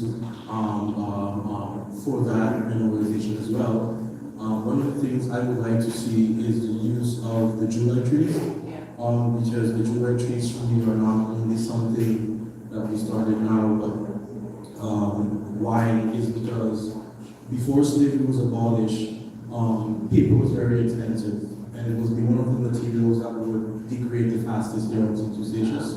So the government, way before slavery was abolished, reinstated an official color to symbolize freedom.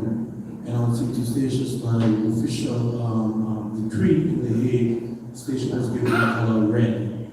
So you would use red ribbons or red patches of clothing to indicate that you were a free person on Central Stations.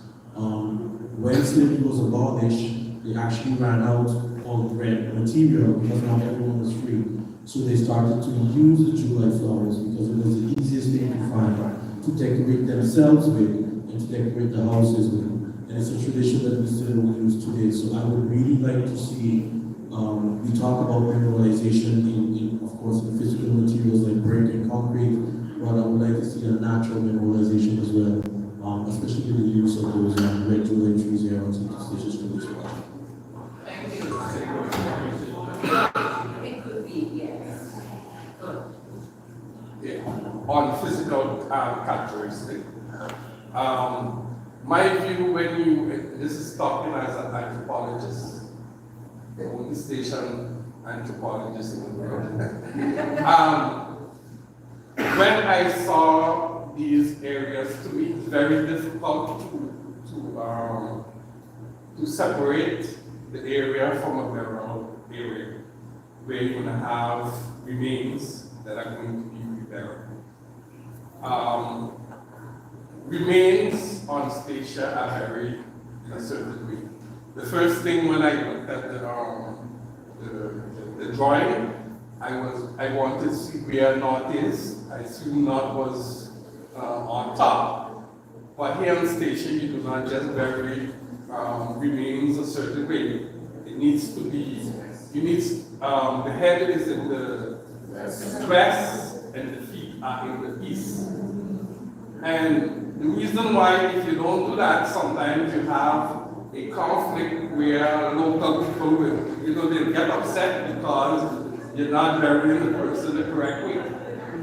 And so if you don't take that modern culture, it's probably heavily, it's because of Christianity.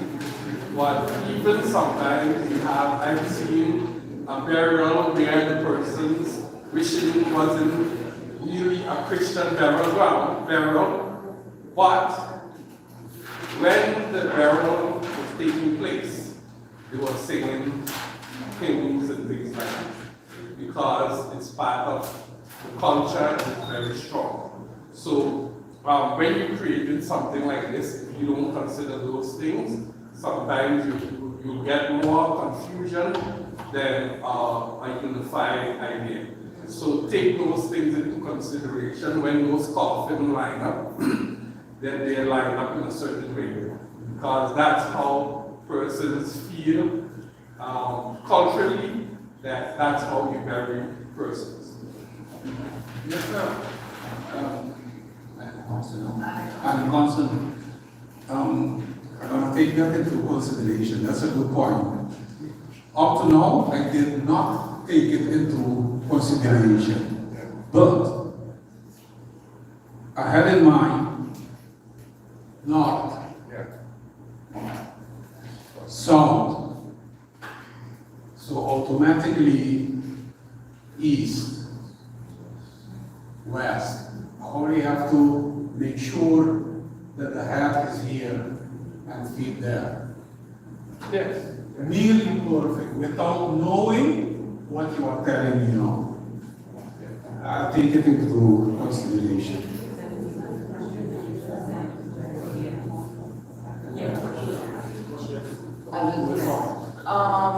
Of course, just to interject, we have a suggestion box.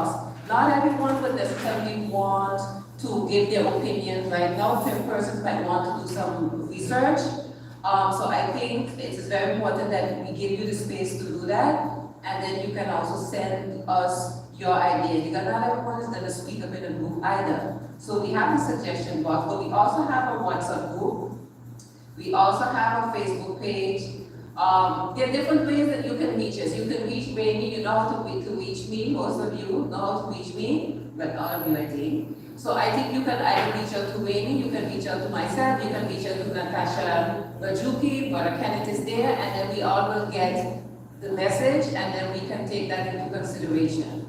Yeah, so that's a very good point from Shanna. And one more thing, Rainy just reminded me though, I am a council member, that Africans were not lined up in terms of reburial. Exactly. So there's something that I think we need to take into consideration. We have to create the link between us now, but we have to honor their legacy and their memory. Some of them are first generation Africans. Yeah. So we're gonna have to find a compromise. Yeah. I'm giving my opinion now, but because we can't do all things station. Yeah. Because before we are stationed, we are Africans. Yeah. So I think we have to bear that in mind, and we have to create that link. Yeah. All right?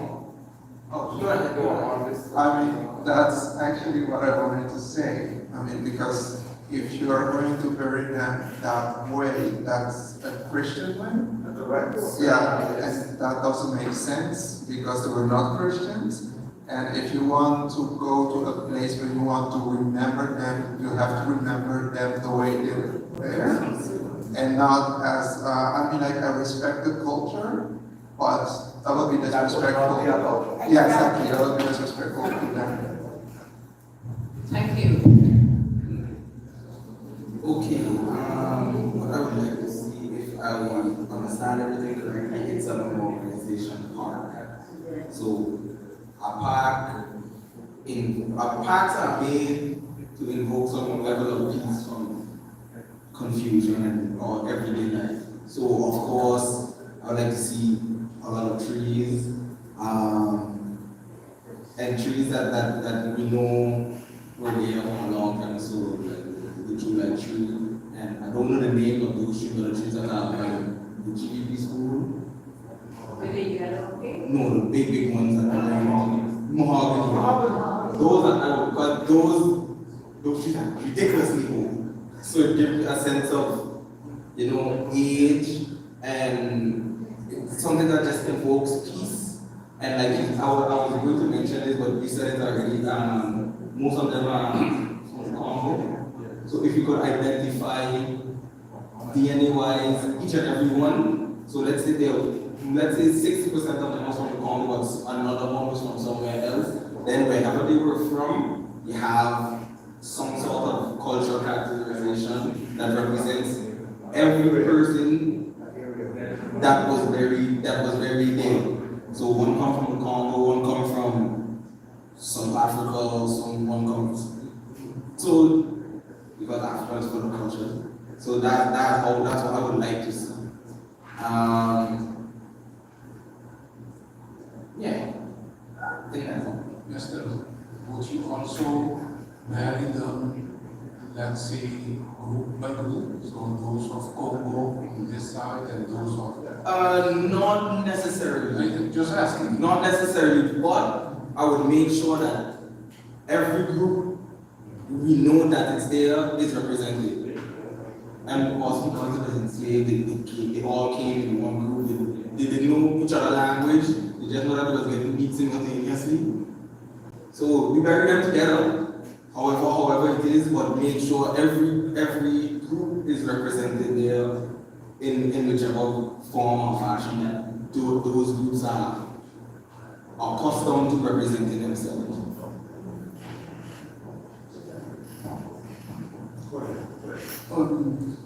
I want to say about the space. I would like to build. I would like there to be bronze sculpture, because bronze don't rust. It stays forever. This 100 years, then I can make a sculpture. So I have a sculpture that I sent to. I have an example that I sent to Sister Shamala here, and maybe she can give you a copy of it. I have it here on my phone if you want to see it. I would say Marshall.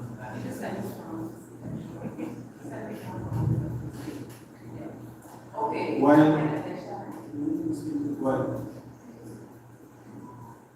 While I do respect everybody's opinion and inputs, I would like to remind everybody of a very, very important fact. The question,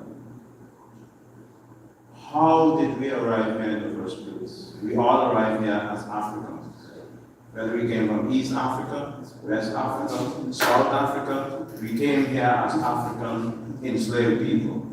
And historically, I know, and I don't mean no disrespect to that, a lot of us do not even know our own history pertaining to our ancestors. And that's part of the knowledge center we hope to create to give that insight. But to say that our ancestors didn't understand each other, that was not the case. They did understand each other all the time, whether they were from west, south, east, or whatever. So that was the plan. So to come back to the physical characteristic, the Reburial place should characterize our ancestors' reflection of symbols, whether it's north, west, east, period. I don't have to discuss that too much. We have to remain dignified and respect this, the knowledge of our ancestors, their ritual, their ceremonial and philosophical proceeding as then.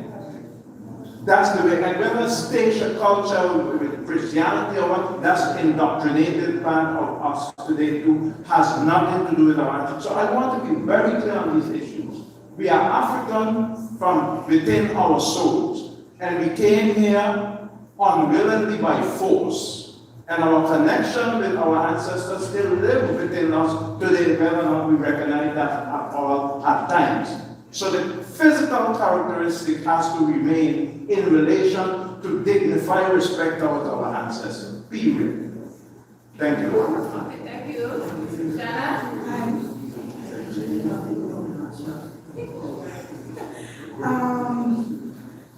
One of the things that was mentioned that I wanted to say as well is that, thank you, it's about the sculptures, and I'm glad that you mentioned it just a while ago, because it is important to have something there that can, when sitting, that you could reflect back on something, a sculpture that kind of symbolizes when the freedom, and these sculptures are very expensive, but something that they can watch and see that it was free. And maybe a lot of people would say, oh, for this we can see how they were enslaved and maybe cheats and all that. But my thing is, I would like to reflect back on the fact that they were free. You know, so to me that was something important, and how you say it was like, you know, what is it? I think it's a plaque where it has something written on it. So even though you have the information, the knowledge center there is something that you can go, people that don't tend to think on what is happening now, the time now. We have to think further on in the future when we do have more persons coming to our island, tourists coming to our island, and we want them to know this is why the park is there. This is what everything has to be reflected there. So that even when they go to the knowledge center, they know what they are going to ask because they already read something that is there. So as this is what to say, that it needs to be realistic as well. And as I say, it is expensive. But on the same side, it is important to have certain things like that there. Thank you. So the space has to teach us something also, Shanna, and that is also one of the categories. So even if we do not put the knowledge center there, you have to read something there about the ancestors. It's something for us to reflect on, for us to think about. We should learn something from that side as well. Yeah? Natasha, you gotta go to the mic. Yeah, but very hard.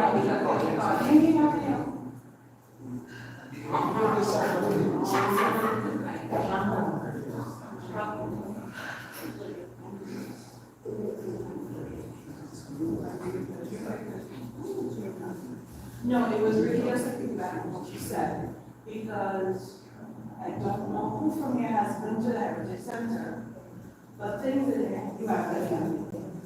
So when we talk about sculpture, we talk about all these different things, honoring people. If you come to the Heritage Center, you find things like that. You've been there as well. And my father just reminded me of the gravestones that we have, because that tells a story in and of itself. We have gravestones where the enslaved created their own stones. They literally etched their names in stones. That does a lot of things. It changes the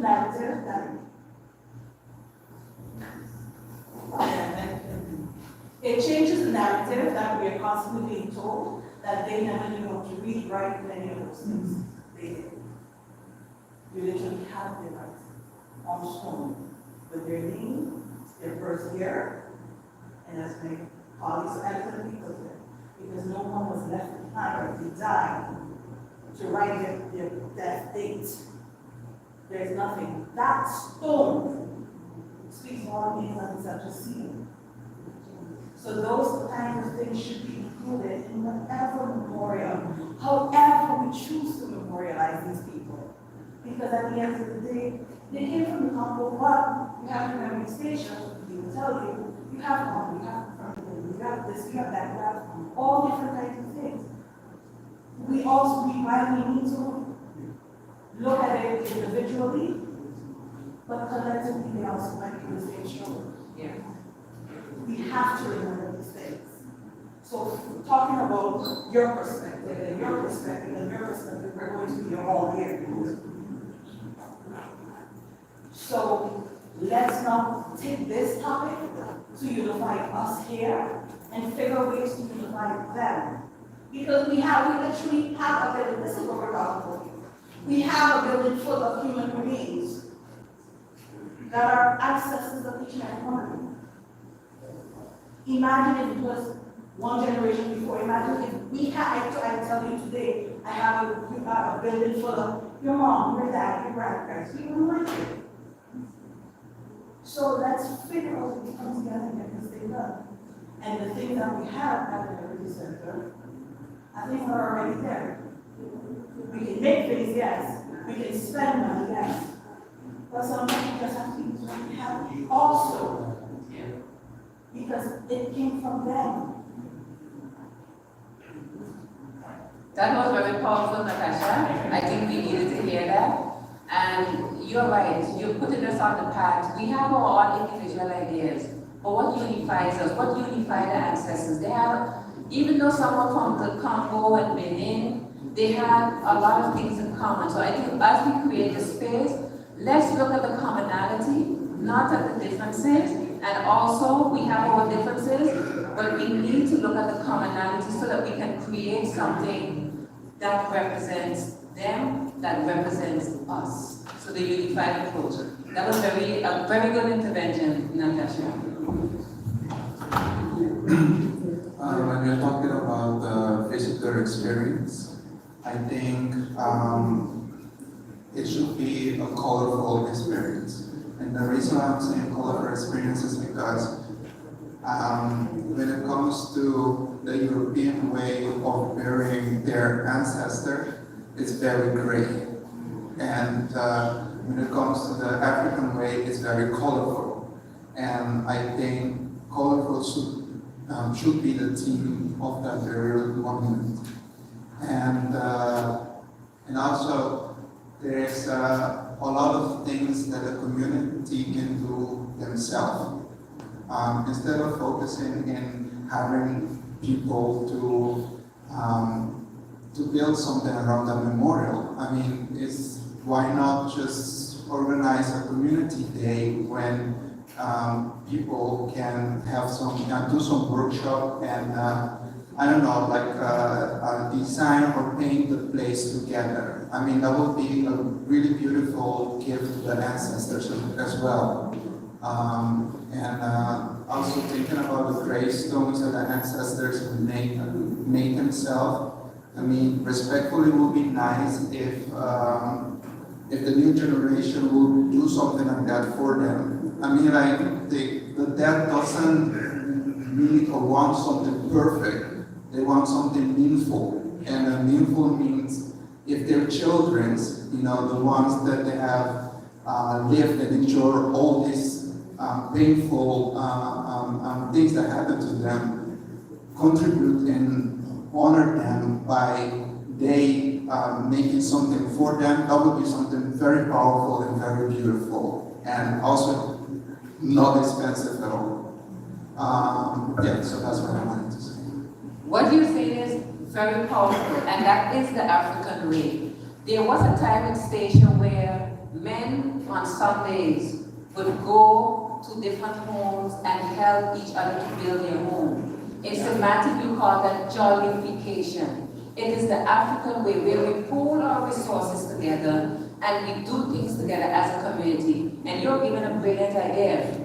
So when we are actually creating that space, instead of hiring in, as you say, these expensive experts, we have carpenters, we have masons, we have artists, the children, because we want to involve in the schools. How can we create a community day where we can create something that is meaningful to all of us, but that connects us to them and makes it meaningful and honorable to them. So thank you very much, because you're talking about jollification.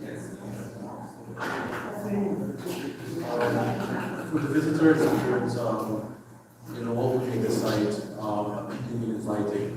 One of the things I stressed quite often when it comes to the memory or even our enslaved ancestors. We weren't always enslaved in Africa. And one of the great things that they could not take from us when they took all our physical possessions like our jewelry, our names, when they came to St. Eustatius, they came with memory. They could not take our memory and what we knew from before. And here on St. Eustatius, the enslaved ancestors were blessed with the gift of being one of the best stonemasons in the Caribbean. At some point, even station volcanic stones, the round stones as you see on the beach, they were being cut and shaped into blocks and being exported to other islands, because the station enslaved men and women were masons. They were imported from a region of the Congo that were known for building. And that was one of the things that we are blessed with. And like my colleague said, with those gravestones, you see that also in the Caribbean, no other place the enslaved people would try to etch their name into these blocks. They would deliberately be signing these blocks. Some of them are written in English, and some of them are even written in what we believe is a local African language. And many of these blocks are found all over St. Eustatius. So for me, when it comes to making this site appealing and inviting, I feel each and every one of these stones should be made, and we should find a way to try to recreate by cutting those stones once again, as a community, and putting that monument together. I would even go as far as probably monuments that are falling apart on St. Eustatius or at the brink of collapsing, that is properly deconstructed, and all of those stones be reused to make this site more appealing and inviting, because it will be telling the story of what they had to do and what they used. And to go as far as the Reburial, Shimada, those of you who don't know it, many of the enslaved ancestors, especially from the Golden Rock site, were buried with personal items. Many personal items that are not European, they actually came from the Congo. Many of them have jewelry, they were buried with jewelry also from that region. It would be good to kind of reincorporate those, like Mr. Kufude said, those figures and those shapes into the gates, because these people, our ancestors, like I said, though they were stripped of everything, they came with their memory and they really made that memory stronger on St. Eustatius. So I would like us to kind of use that ability for memorialization and not to kind of really think as far as we need to go, like many people said here tonight. We have all the material and tools locally for memorialization. I think the only thing we would probably have to import would be a bronze monument. Wonderfully. In the journey that you all have, what will be possible or will anyone just asking? Today, can you include some of the things that you have there, like the pottery and all of that, to incorporate to this? So like you mentioned, we have all of these stones that the enslaved people were taking. Some of them have, for example, Samson Gibbs on one of them, 1810. And when he died, you can find it in the slave register. But the problem is when he died, many of them didn't have the chance to, when you did, you can't write your own name. So all of them have birth dates and no death dates, but they all existed. So all of these people will be able to use those stones back. And then one of the things we have with the enslaved ancestors from the Golden Rock side, which I think is a very beautiful mystery we haven't solved yet, they were all buried with white plates on their chests. We do not know what these white plates symbolize, but having white plates, used in this monument, we can use as well. We also have a whole set of excavated materials from the Free Congo Cemetery and the Free Congo Village here on St. Eustatius. So many of these artifacts and tools that we have I would openly be giving, and of course, with government's consent, we can use all of these materials back to the reinterment. So it's part of our heritage. So this way we can show it that way. Yeah, thank you. Yes. To add to that, Brother Richardson, when it comes to the appearance and the characteristic, remember that has to reflect the struggle as well which our ancestors put up. Take trees. If you take trees, for instance, was a very strategic element within the ancestral struggle, strategically speaking. So the symbolism of trees in relation to our ancestors is very essential. Other things you may find, like we went to a broadcast, the inscription, where the left there's handwriting, just to let the enslaver know we are here still. All of those elements reflect our ancestors. So we have a huge amount of elements which we can use and design and put together when it comes to the memorial site and the reburial site, which reflects our ancestors and their tradition, but also their resistance at the same time. Wonderfully said. Just to Brother Richardson, I wouldn't bury them again with those plates. When I went there to the Heritage House to see, I got a really bad vibration from those plates, and I mean, everybody can take it or leave it, but I wouldn't do that. I wouldn't bury them with those plates, because the plates, it doesn't symbolize them, but it symbolizes the owners, the white European family, that buried them with those plates. It symbolizes it's talking more about them than the ancestors. And for me, it's just me, but I think it's also a way of, it wouldn't be nice to do that. That's the only thing I want to add to this. Thank you very much for your input. In terms of, this is the last category, learning, knowledge, experience. What do you want to learn when you visit? What do you want the younger generation to learn? How do we create the space for knowledge, seeking, healing, quiet reflection? How do we connect with the space? How do we connect in the space with the ancestors? How do we create links with past injustices, movement in human rights, fight against injustices? To build on what Brother Kenneth said, in terms of learning, we have to also see that we also have to see their struggle.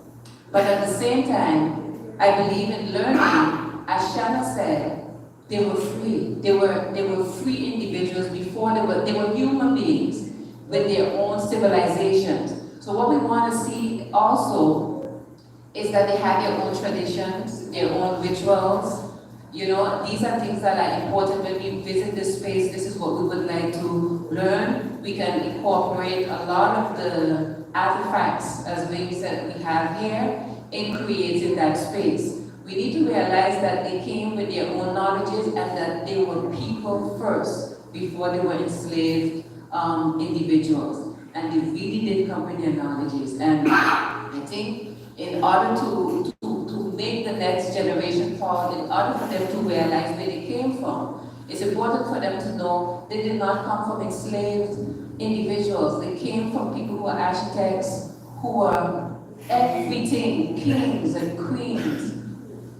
That is important in that space. So not just to focus on the struggle, it's important, but also to show who they were before enslavement and how we can connect their story with our story. So these things are important, and then we use symbolize symbols and colors, as the gentleman said, and we do it together. And I'm really going to think of that, because we have to build this space together, because we have putting some expensive things together to come with an estimate, but if stations really come out and do what we used to do, go around and help each other, I think that could work. I really think that that could work. I think one of the things we need to take into consideration as well. If you're looking at let me just show you what I'm visualizing. If you're looking at this as the entrance, for example, then you need to create a transition in the whole space. So when you come out, okay, I'll transition in the whole process of these people. Now, we are looking at here, for example, at the entrance. Maybe we could create in that space, think about them before they came to station.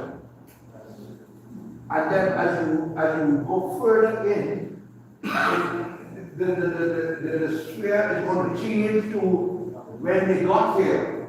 And then what happened to them after they got here, and then eventually they were free at the entrance, at the exit. Something in that line, so that you get a complete experience as you enter and you exit. And that's lovely. And just to add, we then should probably end with the descendant, those of us living now, because we are here because of them. So as we transition, we have to create something that says something about the living today, and the future generation. So that is telling a story in and of itself. I think learning, knowledge, and experience is so important because that discussion we've been having over time too. Because right now, in the mindset of the descendants and everything that is playing out, we speak about slavery past. But what Mr. Cotton has illustrated, even when you enter there, you can take something original. Yeah. Because if you go back into the civilization of our ancestors, there is a civilization which we have to speak about prior to slavery. And so I think that should be a very interesting and important combination of the knowledge which we are going forward with. We were never always been enslaved people. They have, even the pyramids today is an example of the great architecture work, which the Western world nobody else can understand. So we have a great civilization going back into Kemet, Asian Africa, and that combination, prior to slavery, we should actually incorporate into the knowledge as we go forward. Great. We end, and then we're going to start. I think those are good suggestions. I would even say maybe a knowledge learning sector, virtual or virtual. I know now that there's a place in learning where, carries you through the body, you sneeze, what comes to your face and all that. So it would be something where the children would be able to have a sort of feel of what it was back then. I know that would be too frightening, but virtual site, walk through like what Alan and Google said. I think it was a good suggestion. Thank you. Adriana? Based on that, I have an answer to the question. Feedback based on that is, I always think about sustainability and maintenance. The last thing you want to do is to create an elaborate, interesting concept of Afro-Caribbeanism over the generations, and it's something that's quite etched. It's like on the museum we have on the island. It was the same since I was a girl. So you have to do it once, maybe a second time if you involve in the Caribbean of it. So whatever you put, it needs to be something that you can read and living exhibit. So maybe every 2 to 3 years you can reimagine it, and that is something that's considered in the structure. That's one. For the blue square, how do you create space for knowledge seeking, healing, by reflection? I think if you give people the space, they do the thing. So if you create a space that facilitates conversation, like they always say, don't put children in a building with a long hallway and then scream the whole time over. The space invites you to learn. So create a space where I do want to sit down and have conversation, where I can put group tables together, where I can move things around, where I can push things to the side and dance, where I can whatever. And to go back to, that's one. And that kind of goes back to the conversation we were having about whether or not you put the heritage, the information in the thing, and why I think it would be important. Also in the cadre of sustainability, to connect the information you get to the space from existing organizations around the space.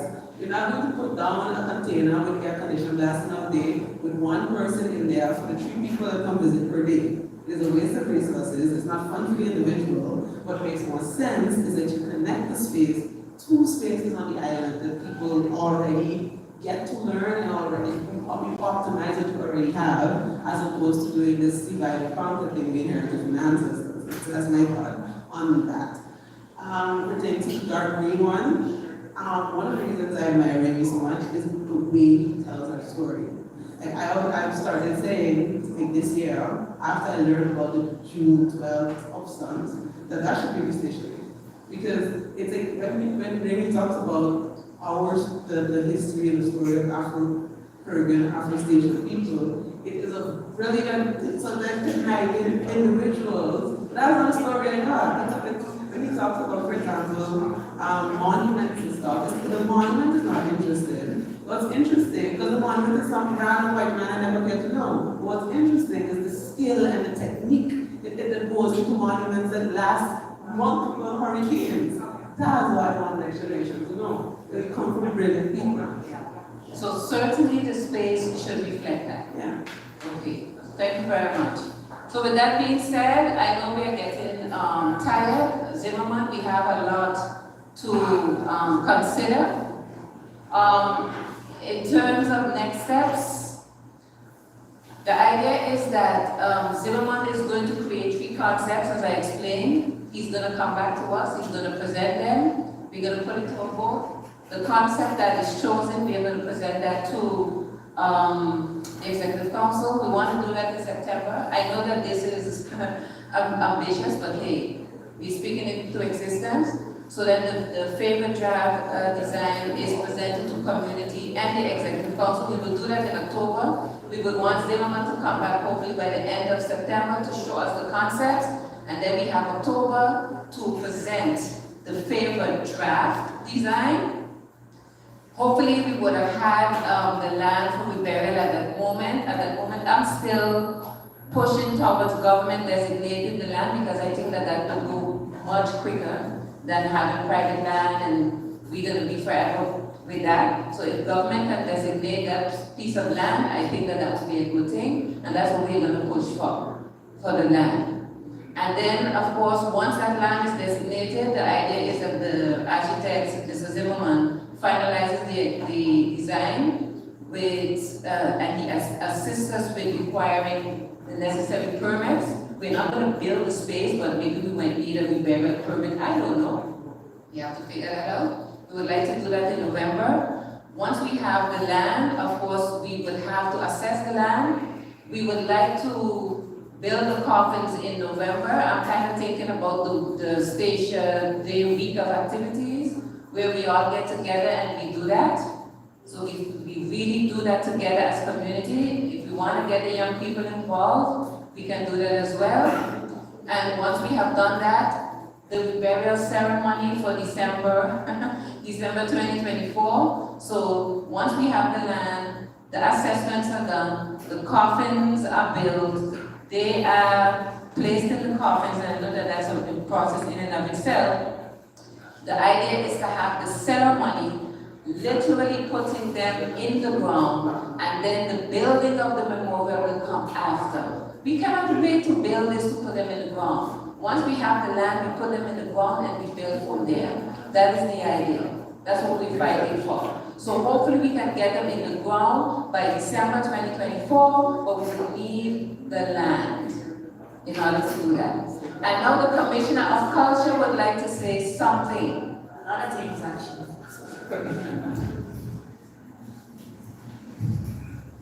Good evening, everyone, and I'm happy to hear all the dialogue back and forth. I think is very needed for such an important moment like this. First of all, I would like to say I'm just coming as Commissioner of Culture, so I'm still basically getting the feedback from my predecessor, which is Commissioner Merkman. I did call him on the phone to ask a few questions, because I want to state here tonight that government have never refused to give any land or not, that we're not working along together to get the right land. But here in the discussion here tonight is clearly important that, again, we try to understand what we want to achieve. Because you hear in neighborhood, hearing this, hearing that, and again, the reality is government don't own a lot of land. Reality is we have land that we have to do different type of development with. So finding this type of land that can accommodate not the 67 alone that have to be buried, but for the future, because it's clearly, like I keep on stating, when I was in the Island Council, we're going to encounter this all the time. And what do we do to give them a respectful reburial? I mean, we have different, positions of what we should do, what we should not do. But I believe we should make it sustainable, that the next generation can understand and respect, the struggle, that our ancestors went through, and understand that because of them we are here today. And I'm happy to see the discussion, because normally this discussion don't happen. And when we actually saw the whole uproar with how it was dealt with, again, I was happy to see my people have that feedback, and not that we just sit back and it's, oh, ancestors, you have different viewpoints. That was them. I'm no longer a slave. Because you have those discussions too, where people feel that there's no connection anymore. They're not to be another slave. But I think once we can finalize this, then of course it's more easy for government to then pinpoint where we have land and what is the best. And as Adriana said, if it comes down to say, well, hey, we have to now connect the project with HOD along with this, and then make it even more efficient, we could get more, but there's some funding already available, put it together, then that might be the way to go. But one discussion I did not hear is about the reburial ceremony. How does that look like? I mean, we're focusing on the reburial memorial, but I believe that we should have a discussion on how that does look like. And that should become, I think should be parallel, because if you have the timeline so tight, when do we start this discussion? Because I guess you're gonna have, a more deeper in-depth discussion, because it's gonna be very interesting, how do we put them in the grave? Do we have, like you said, it was very colorful. It was a very colorful celebration, basically, of life. So how do we translate that to make that day a day that we can also respect fully the way that they would have done it, and also be educational for us? I think as well, what I would like to see in terms of knowledge is that, like I said, before we were slaves, we were architects and all those different things, but also the men were providers, protectors for their family. If you look at social media now, the black man is the worst, you understand? They're always there for broken homes and stuff like that, and we know what slavery played on the role in our family settings. They broke our family settings, and the man became not a protector, not a provider. The woman became basically the head of the home because she had to keep things together. And I think that we should also reflect that our men were men, in the fact that they would take care of the family, they were lovers, providers, protectors, because how society at this point portray our black men is not a good light. So we that need to go back to, so that the young people can know that they were like this. This is not what to expect of a black man. And black men can then try their best to be better. So I think all this should be also added within the knowledge. And I believe we have a lot of good recommendations coming out. Government is committed to see this project through. The date, we hope we can be able to be met, but I think I would like to see the discussion also surrounding the reburial be brought up, and we can have discussions from now and not have to wait until close to the date to have those discussions. But thank you very much for tonight. I want to thank everybody for coming out, especially, I mean, that's your role, but I still am happy to see people coming out. and taking part in discussions, and I would like to see the next step as well as going into the schools, just hearing what the young children have to say, not only GBP, but let's go to the primary schools, get their feedback, that they can also feel taken along in this, because they will not come tonight to something like this, but let's get into the schools, get their feedback, and that can give us a more rounded vision. Thank you very much, Commissioner Leodam. In terms of the Reburial ceremony, you don't want to bombard people with too much information, but that is part of it. We have to have that discussion. And we're going to do that together with our partners. For example, Brother Kenny's organization, we really need to do that. And we're going to need to have some African knowledge when it comes to the Reburial ceremony. Because if we want to honor them, we need to consult with African people who really have the knowledge of how do we do that. So that is definitely a next step, that we certainly take the community's perspective into consideration, but we need the African individuals who know what this is all about. So I just wanted to add that.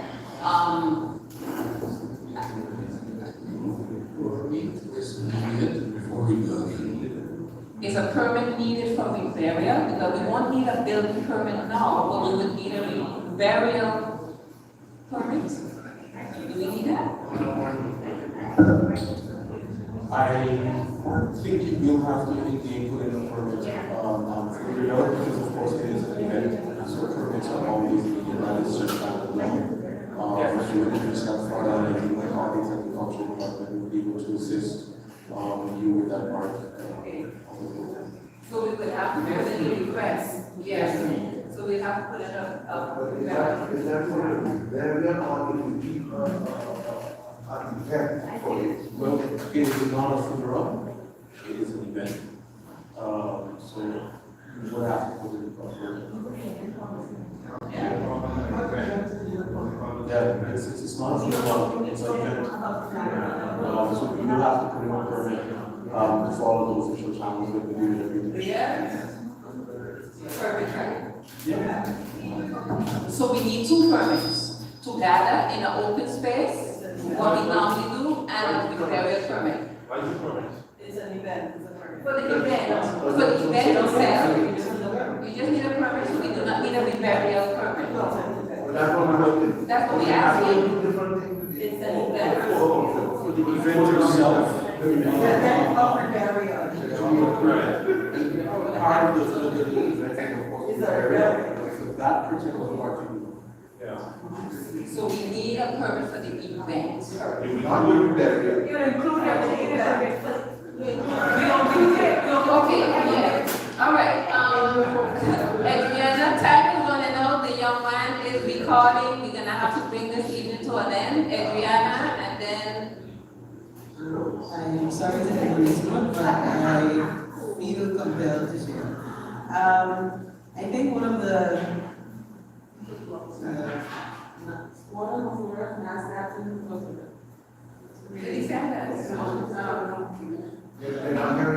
the roots of slavery, Okay.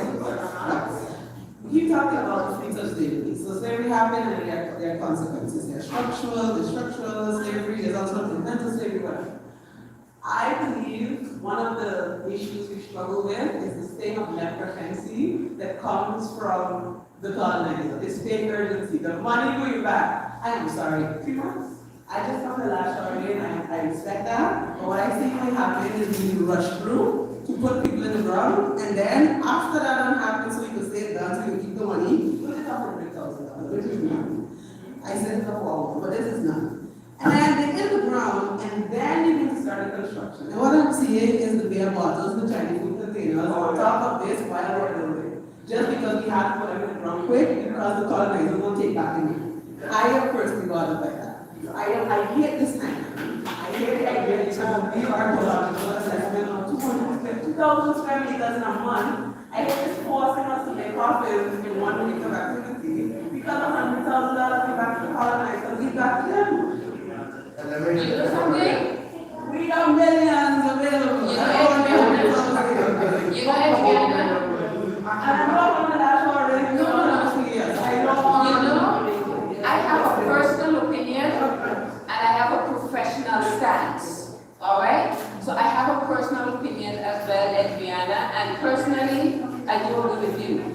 but we have a task to fulfill, and everyone we spoke with, we have been at this since 2022. And everyone, besides the money conversation, everyone has said to us there's an urgency. They need to go back in the ground. And yes, there is an urgency to put them in the ground. Lost for that is what I get. So separate from the money, there is an urgency, and for us as committee, there is an urgency, and we're going to put them in the ground. And I hear what you say about the beer bottles, but isn't that up to us then to decide as a committee how we're going to protect that space? So we can do that. We can chew gum, we can ride a bike and chew gum at the same time. So we don't have to do one or the other, we can do both. So if you have ideas in regards to how we can keep that space clean, please let us know so that when that time comes, we will do just that as community. I just know one, like I watched the story Bones, and I don't know who hasn't seen it, but it literally gives you chills. These people, the same committee like you guys have, works for years, and at the end, they make a mass grave, pile people on top of each other, shoot a dog on top of them, and then meet again on another island. So I just don't want to repeat this. And we don't either, because we want to learn from that. We have St. Elena in the back of our minds, and we want to make a conscious effort to not do that, and we need community to do that. So we're gonna have to round up because people are getting hungry, people are getting sleepy. Do you have any last? Yes. One thing is the story of Bones I was going to bring it up. And if you haven't seen that documentary, please go and see it, because I believe we are going through the same experiences. And if you don't learn from what happened there, exactly you're going to have a mass grave for it. And basically that's where I can see things heading. But if we work together and sometimes work out our differences, we can make it happen. Okay, thank you. But Kenneth is the last, and then we have to close up. Yeah. There's a lot that been said. I think when it comes to the commemoration, whenever day that happened, it has to be based on an African traditional based commemoration, not like the descent of the slave were on the 1st of October last year in Curacao, inaugurated Tula, whereof they said, saw what our ancestors rejected. And I do agree with Mrs. Adriana, although the urgency is there for the long-term vision and position of memorialization in relation to the continuation of memorializing and honoring our ancestors. If we are not careful, we will lose that within the vision of the urgency. I know we are working very hard, but we have to take that very carefully in consideration, because once we re-implement our ancestors without carefully long-term vision, it's over. And the money is there. And by the way, we shouldn't be having too much a discussion about a permit for Reburial land, because in the first place, our ancestors were not taxed to be taken out of the ground. So in that regard, which our government, I could care less, the government should facilitate and make that happen as best as possible. And I would refrain from the terminology called in that moment an event. It's not an event.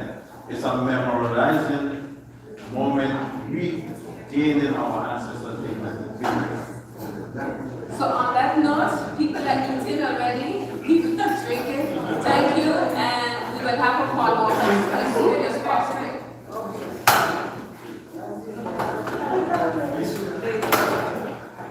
Our people are going on. Close.